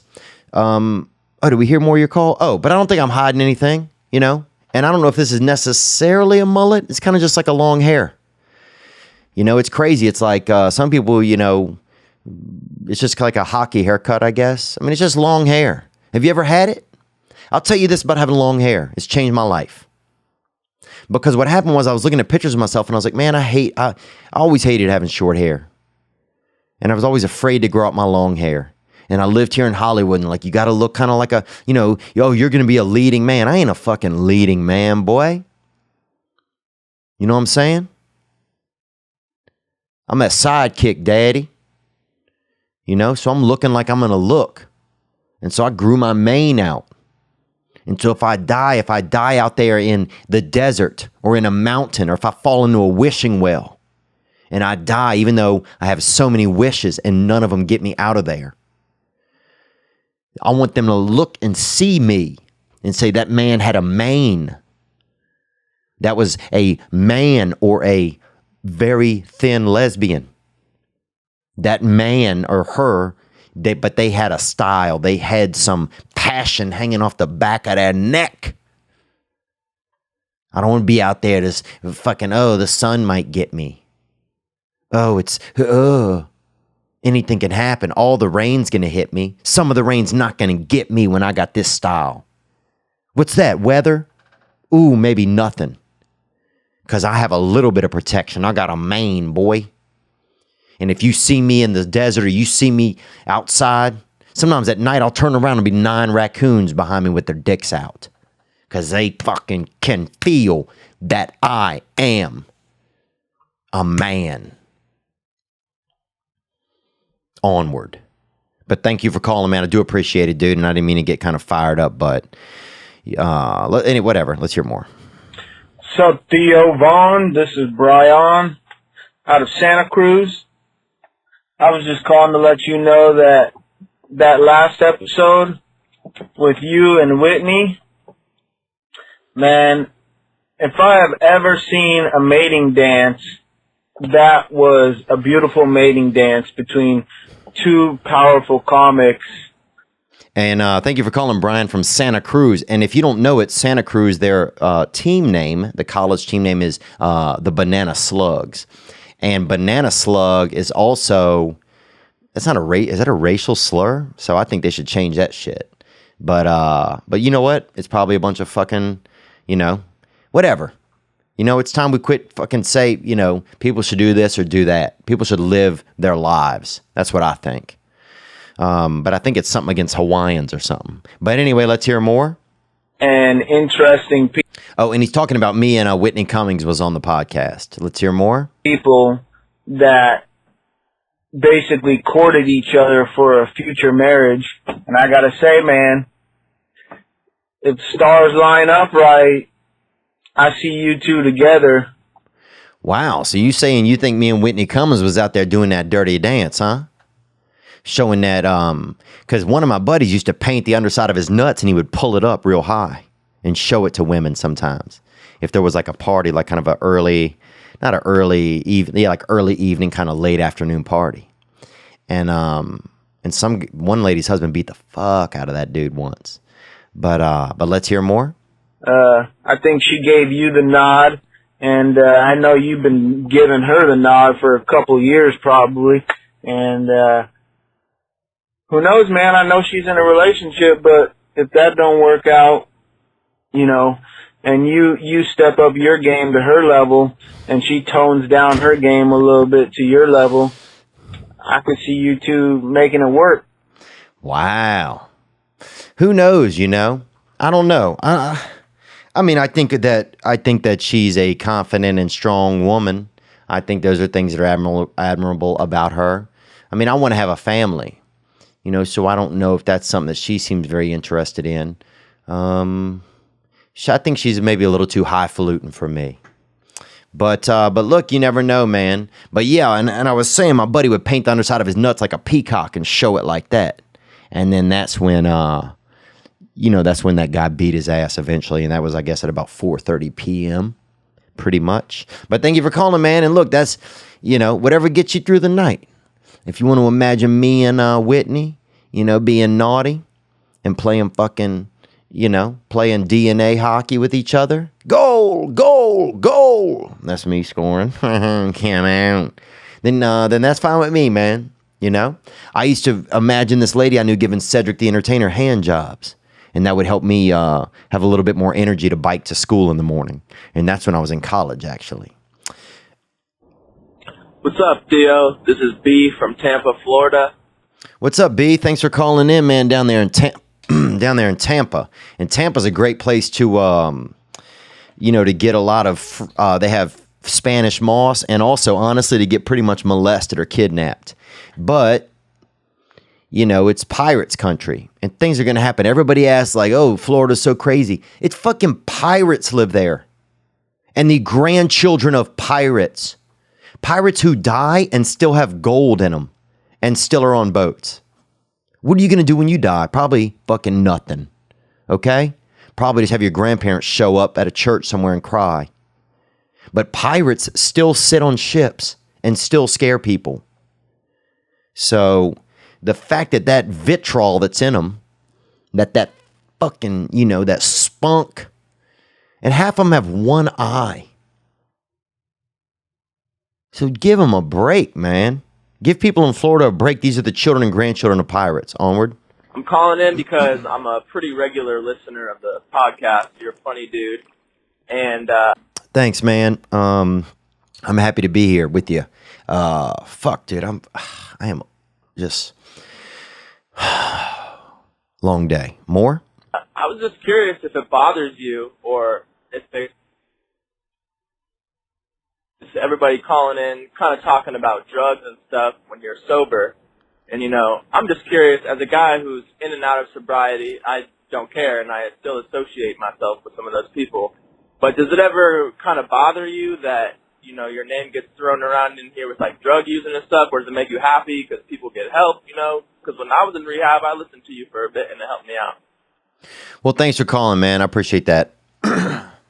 One thing about AA program is, you're not supposed to use it to have any, any monetary gain or anything like that. And that's fine. I don't have any intention of that. Excuse me. But also, like, you know, I can't tell people what's going on sometimes in my life if I don't tell them about that part, you know, and I don't know if I'll always be in AA.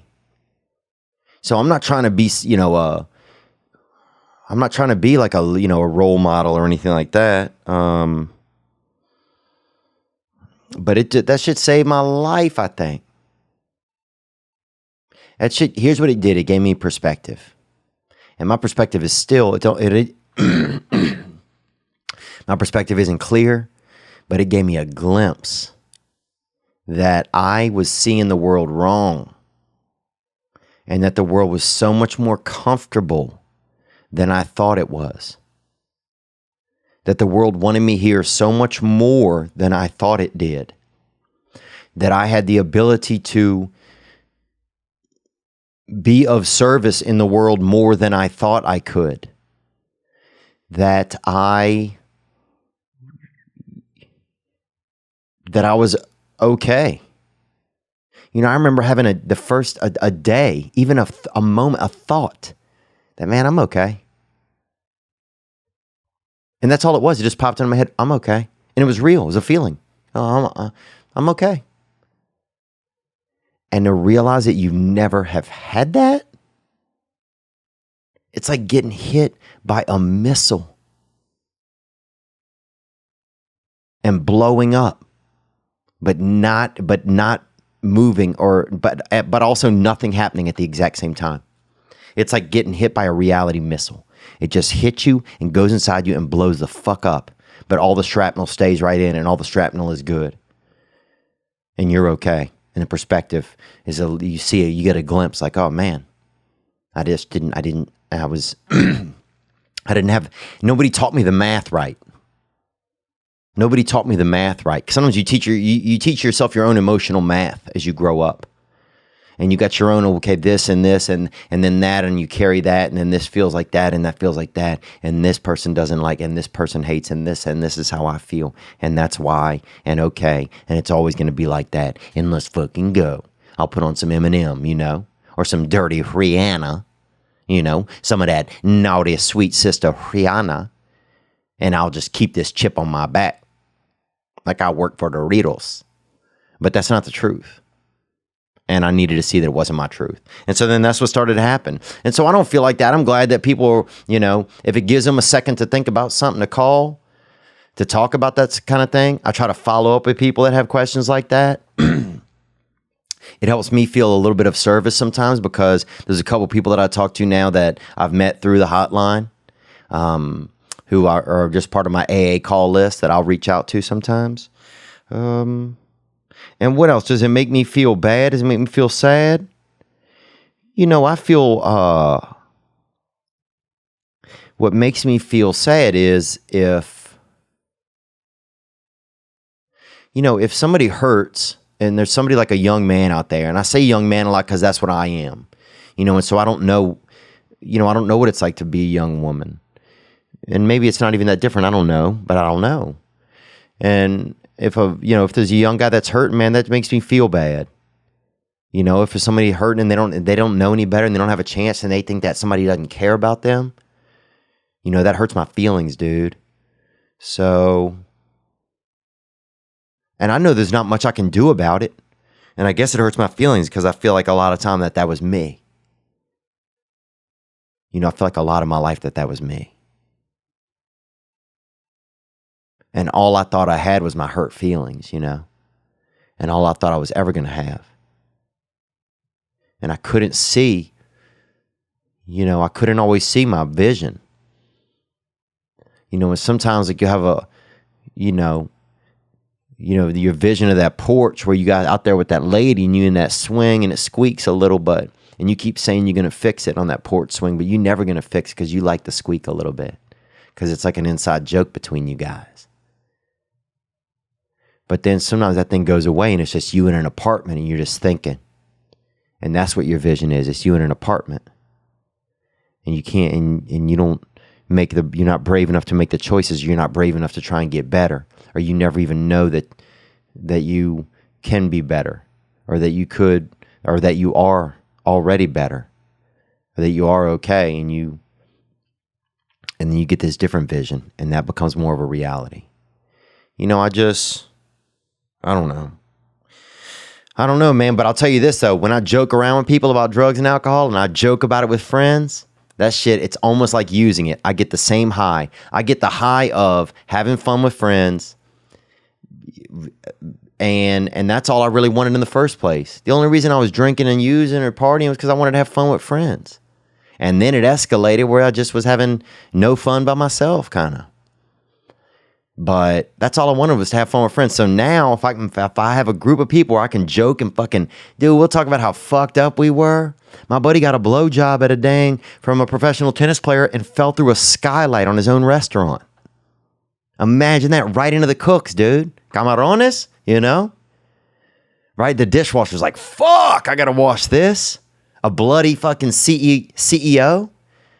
But yeah, imagine getting a blowjob from a professional tennis player, a female, and next thing you know, you step over afterwards. Oh, that was so, you know? Come on.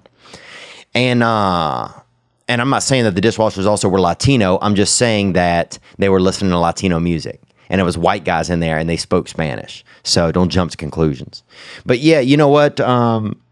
It's a unique world, and that's where I am right now.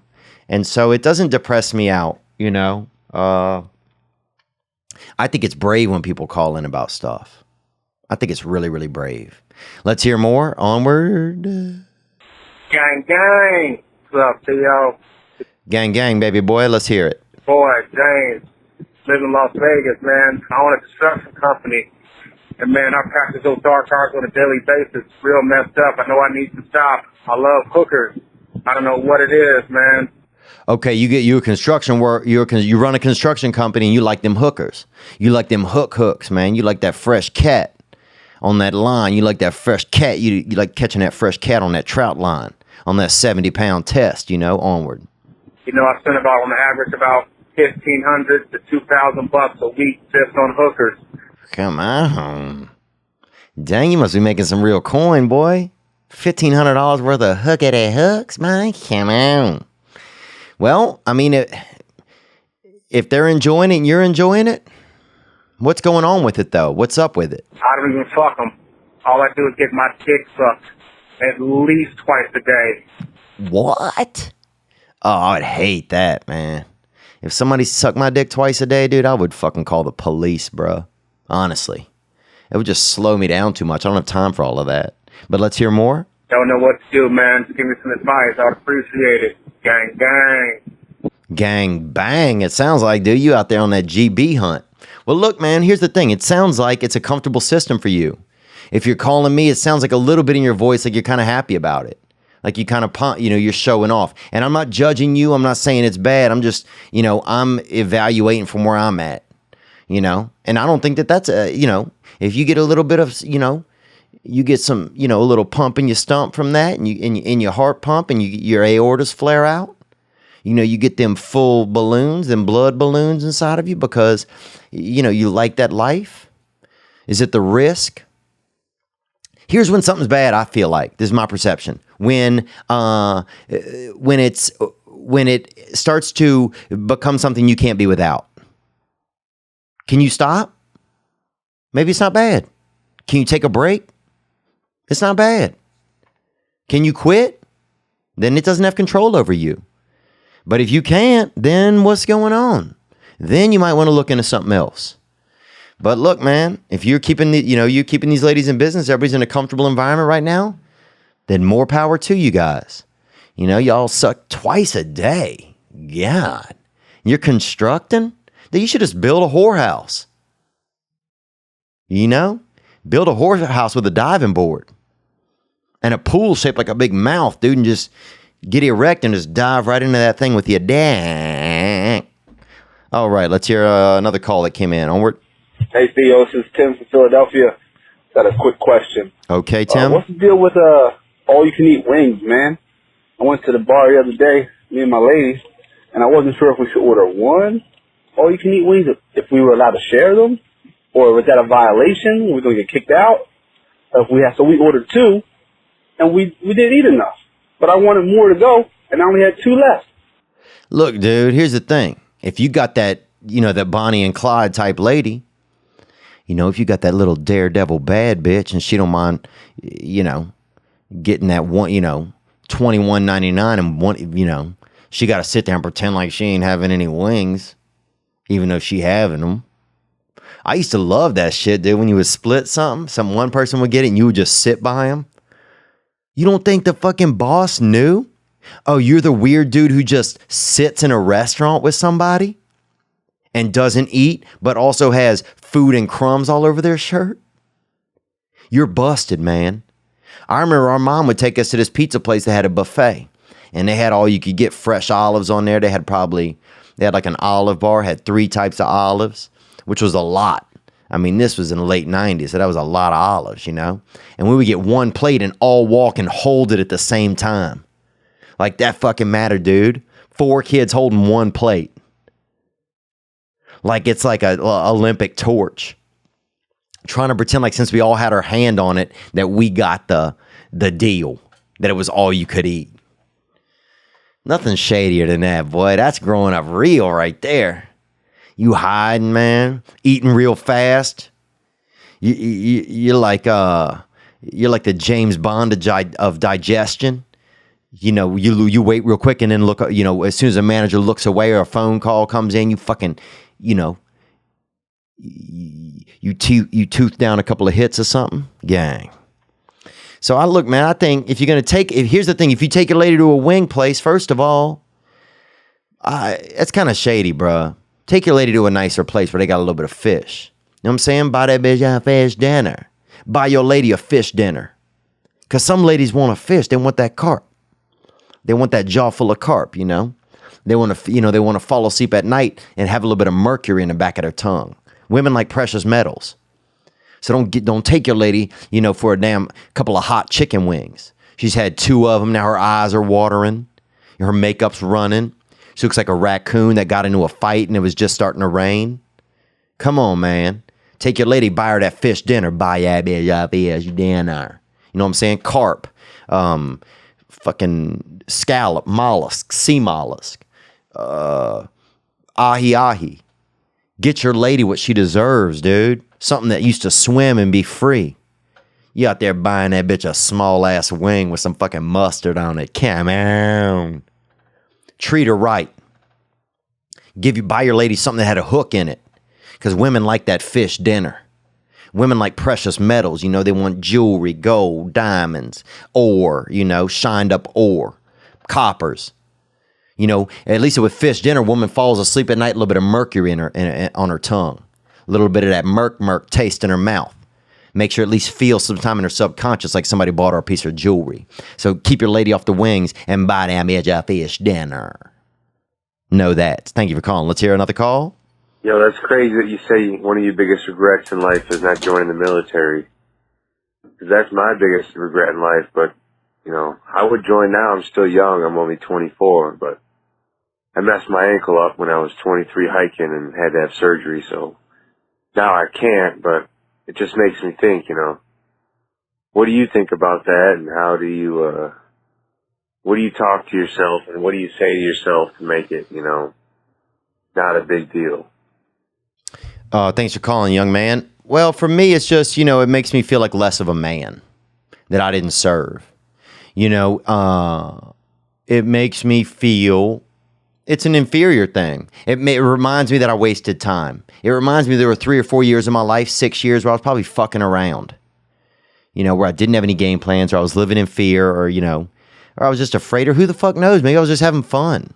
I mean, I was also probably just enjoying the freedoms that, a lot of people have given me. People forget this shit about America. That, let's let what we have has been heavily defended. Heavily defended. We've had a lot of wars in 400 or 500 years. 1492, I guess. I don't know. And is that even real? Who knows? There's been a lot of lives that have gone through this to uphold this country. People forget about all that. And people are like, well, they took the land from the Indians. Yeah. Well, they did, man. What the fuck? They were fighting over it. Yeah, it was fucked up, but that's what happened. A lot of shit fucked up. A lot of fucking shit happened over the years. The dinosaurs fucking, they broke a lot of ice and stuff, walking on ice. Whose fault are they? Climate haters? Are they ice killers? Who knows? You know, it was a different time. It was cutthroat, and it could get back to that. And so sometimes I guess the thing is that I feel inferior because men defended our country and women defended our country. And look, I don't see a difference between the two. Whoever wants to defend it, it's just as honorable to me. So when I see somebody who defended it, I'm grateful. I think if you served in the military, your vote should count for more. I think that 100%. Not 100% more, maybe 1.25. But you know what I'm saying? Because you fucking put your ass on the line. It's just, and it's not even something I have to think about. It happens inside of me that I feel ingratiated. I know when I see these Independence Day parades and stuff and Veterans Day parades go down the street, I tear up. That's something because I feel something. But I feel bad that I didn't. I wish I had. And who knows what the future will hold. But what can I do outside of that? I can, I've done this is a small thing, but I think I've done 7 tours, military tours overseas. So you can do that. What else? You can be supportive. We can try to do something for some single moms who are military moms. Well, we can look for some of those when we bring them out to the comedy shows on these single moms nights. And we just had a single mom the other night in Oxnard, and I'm going to give her a call in a little while, and we'll put that out as a separate clip. But I want to thank everybody for that help, helping make that a reality. But yeah, how do I deal with regret? I guess, you try and focus us on stuff that you are doing, and you find a way that inside of you justifies somewhat making it up. I have a friend who struggles sometimes, who is in the military. Sometimes I will, sometimes he'll ask me for money, and sometimes I will give him money. And for some people that may, well, you're just, that's not that's not, you don't, teach a man to fish, give a man a fish, that thing. But he, to me, it's, I have freedoms. I don't know. But how do I deal with the regret? I realize, is there a way that I can make an amends to the regret for myself over time? Is there something I can do? Can I donate? Can I go to events? Can I support? Can I serve overseas? Can I do something nice for a military person's wife? Can I remember to call military people on special holidays or text them, reach out, say thank you? I treat my mother's husband. He has Alzheimer's and stuff like that, and he just rides around in the truck while my mom's out there delivering papers. So you got Mr. Charlie. He was in the war. But I try and, I always remember to have my mom tell him, thank him for his service, because it's something that is still really important to him. It's one of the only things that he remembers is that he was in the military. So there's some real power in that it sticks in a lot of men. Anyway, let's take another call, man. Here we go. Hey, Theo, it's Mike. I'm a dentist. I live in New York City, and I've been listening to you for about 2 months now. Thanks for calling, Mike. Onward. I was just listening to you I was listening to the Go Pack Go episode, and at the end of the episode you said, you were talking about how important it is and how crazy it is to realize that you can love yourself. And I actually got chills. I got physical chills on my body after I listened to that. I was like, holy shit, thank you, Theo. So honestly, thank you very much. I'm going to be thinking about that a lot over the next couple of days. Thank you, Theo. Oh, thanks for calling, man. It's it's something that other people help me learn, and I'm learning it as I go. It's scary. And I find myself in some fear, loving myself and trying to stay out of fear. Realizing that I'm on a path, that I'm on, that our life is a plan. Trying to just, because if I can believe some of those things and find if I can put my feet into those things and try and stay in there comfortably, then it just is so much less stressful. It's such an easier way to live. Yeah, but it's like, do I give my brain will quickly accuse me of doing old behaviors and not remind me sometimes of the work that I've done to get away from some of those. Your brain, the dark artist, is there. Like Dexter had that dark passenger, Sometimes you got master split, you got a shredder, and he's suddenly you realize he's your Uber driver. And even though you've done all this direction work and all this topography, and you've made all these maps, sometimes he shows up and says, "Oh, this is where we're going." But yeah, it's a battle, man. We try and remember. How do we remember? How do I remember that I love myself? I try and keep in touch with people that will remind me of that. And that's one thing is from being around Jordan Peterson stuff. This shit is a war out here. There is something that happened, I believe, to men in the past. I don't know if it's 30 years or generation or to our father's generation, and then now something's happened. Like there's something where we're just there's some disconnect, and there's something inside of us. It's like I just want to fucking roar, but I can't. It's like I'm not allowed to be loud anymore. I'm not allowed. I'm not allowed to be. And that's it's tough. And I think that's one of the reasons why we struggle to love ourselves, because the ourselves that is innate inside of us isn't getting out as much. And it's not being respected in the world. And there's these finger pointings that one rapist is every man. Or one bad person is that, it's just hard. And there's something going on where I don't know if we didn't learn something from our fathers, or or our fathers didn't, if their fathers were away at war and they didn't learn. I don't know, but there's something intense happening. It feels like a lot of times. And maybe that's one of the reasons why we have a tough time like loving ourselves, because I don't know if we all see our self-worth. And I say if we, and I just mean me, But look, I'm glad that you feel that way, and I'm glad you're brave enough to call and say that. And I don't know. I just want to stay out of my own ego and try and just try and keep and just try and grow up, I guess. I don't know what I want to do, but sometimes I want to be just a kid again. Sometimes I don't want to grow up at all. I don't want anything to change. Sometimes life just happens so fast that it just makes me just so scared, because I feel like I'm just not doing it right. And I'm not getting it right. And I'm not, I mean, that was one thing about being around Miss Peterson, is that you do want to live in the light. You want to live a clean life. And that's one thing I want to do. I want to get ahead of any dishonesties that I have, or any things that are just, sitting in my past and just holding stagnant water. I want to get rid of those, because then without those, if I can be in the clear and live in at least in a completely clear world of conscious, then I think then it's probably a lot easier to love yourself, because this dark passenger sometimes will remind you quickly that you got, that you have dirty shoes in your closet, or you have you have bloody pants in your hamper, or you have, you have, even though you ran the dishwasher and you run it every night, that you still have some dirty silverware in the sink, Anyway, but thank you for calling, man. I appreciate it. Let's hear this. We had the best and worst caller. This is our winner from last month, and you talked about Go Pack Go. Here we go. Hey, Theo.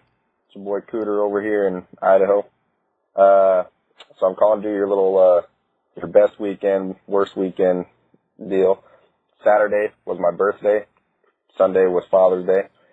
So I have this lady in my life, I've known her for about 8 years. We've been dating now for 6 months on Sunday. On Father's Day was our 6-month deal. Saturday we wake up, she makes me breakfast, open some presents. She got me like almost the whole damn Packer store, the whole fucking store. Wow. I mean, and that's crazy to have so much stuff that is green and gold at the same time. I mean, how could you even do without it. Let's hear more.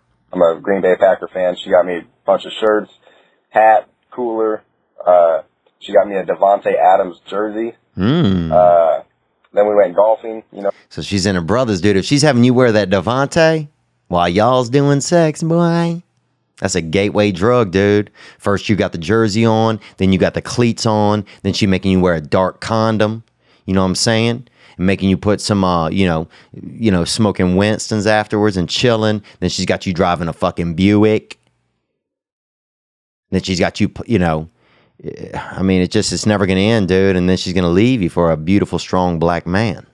So just be careful with that part of it. But it's very sweet of her. This does sound like a good weekend. Sitting there golfing, you get ready to putt, get the ball up there, and you sit there, you yell out, "Get in there!" And then yell out at the very end. This woman went out, bought herself a Packers shirt, and ended up having sex with me in the Packers shirt, and then yell out at the very end, "Go Pack, go!" Dude, it don't get much better than that. She ain't even a Packer fan, but she knows I am, so it don't get much better than that. Thanks, Theo. Wow, and that's our best weekend right there. That man, his wife, his girl isn't even a Packer fan, but she, got packed up and they shipped each other to in the Cum town, straight up Coom town. And next thing you know, he's the winner. So we're gonna send him a beautiful gift package, that has some this past weekend paraphernalia and stuff and positive stuff. Oh man, let me tell you this. That you can hit the hotline too. Let us know what's your best weekend or worst weekend. Whatever this past weekend was, don't tell us some shit from years ago. I don't care. People don't care. If it ain't fresh, boy, we ain't serving it. So you hit us with that fresh mess. And at the same time, just leave it on the voicemail, 985-664-9503. As always, you can hit the hotline. And if you have any thoughts, suggestions, comments, you want to be involved, you have a question, if you have a struggle, if you are dealing with something, and you think that we can, and you want to introduce it to our world, the number is 985-664-9503, and we listen to every call. And we'll have one contestant right here, a new contestant for this new month of July for best weekend ever. But that is our Go Pack Go is our winner for last month, and we will we'll hit you up and get the information from you. Here you go. Theo, it's Ryan from Charlotte. I know you had the best and worst weekends thing going on about 2 weeks ago. Relapsed. Did heroin. I was clean for about 3 years. Wow, man. I'm sorry to hear that. Wow. Oh, 3 years and then to go out, man. I'm sure I'm sure it probably really scared you. So I'm sorry you had to go through that, man. Woke up in the ER, basically dead. They had to give me 2 shots of Narcan.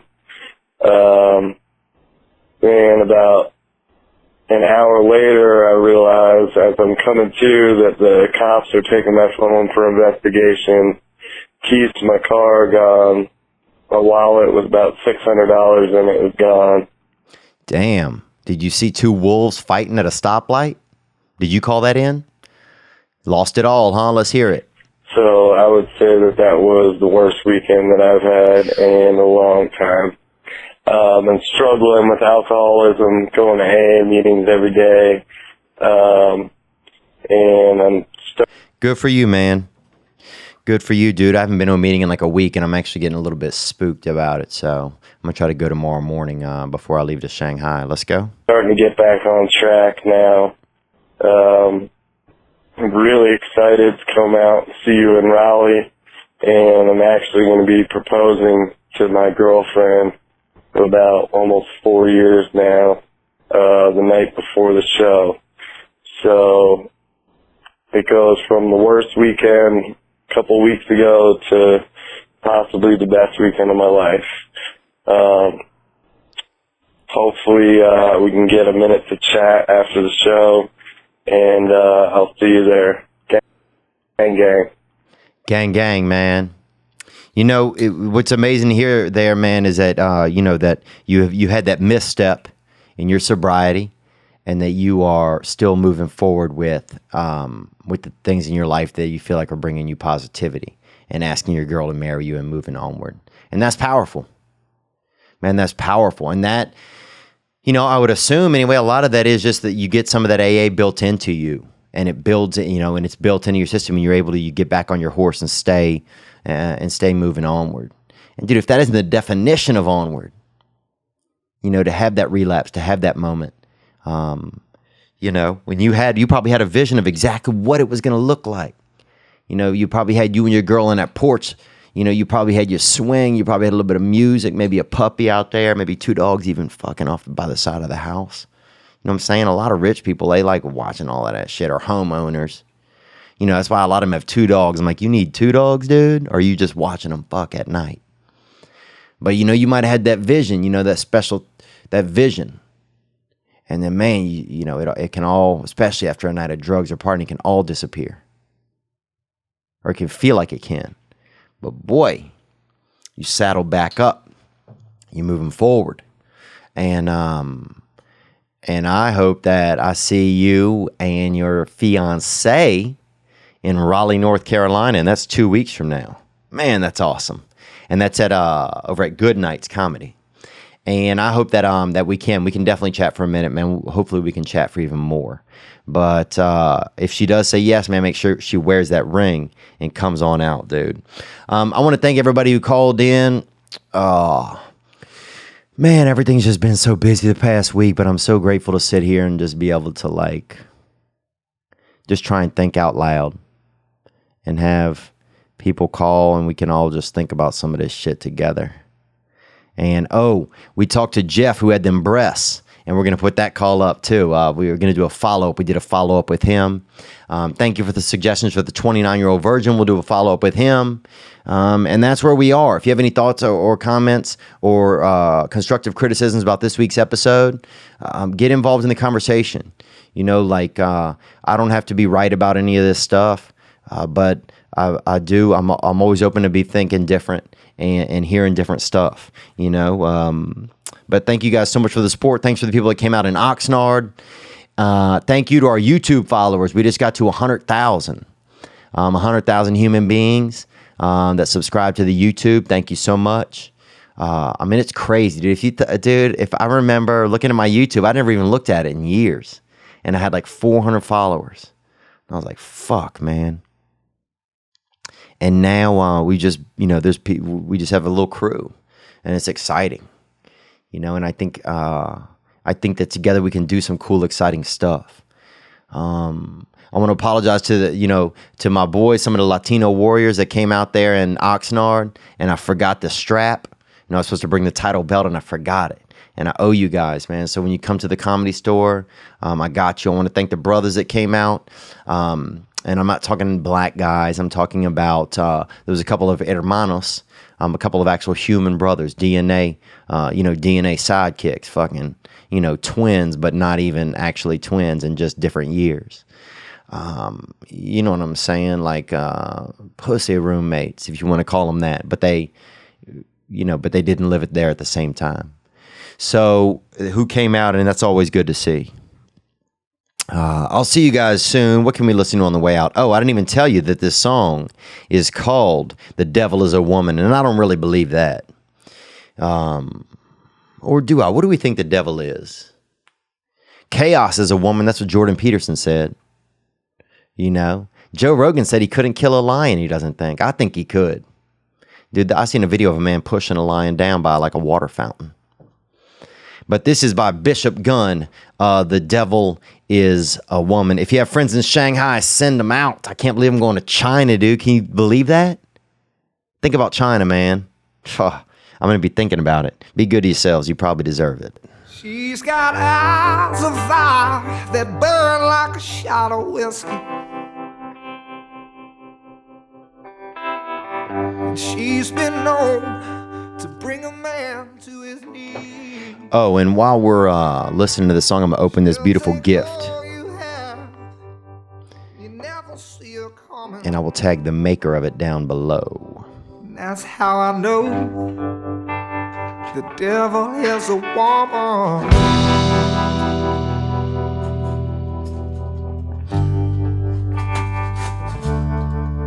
Well, Mr. Johnson knows, 'cause he saw her up close in the Delta. Said, ma'am, if you don't mind, would you tune this guitar for me? But she took his soul and she broke his heart just for fun. And that's how I know the devil is a woman. That's how I know.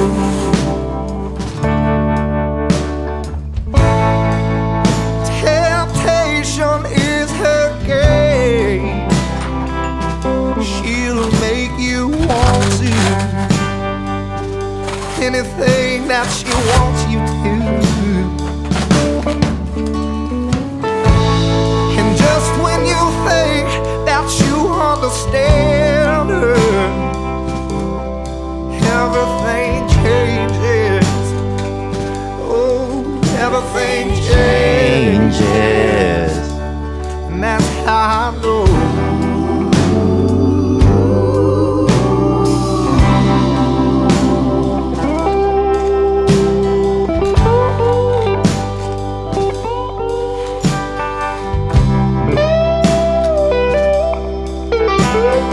Beautiful right there. You see that?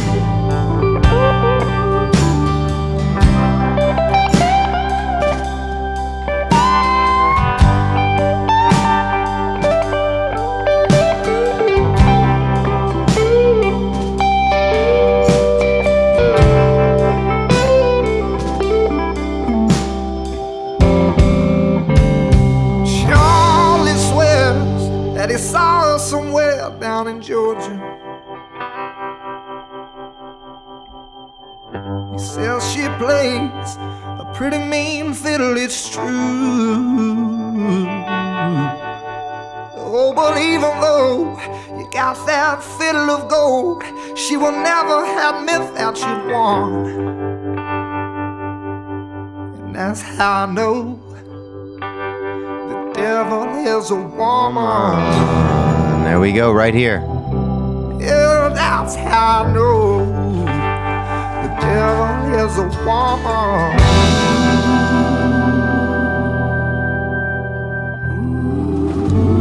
And this is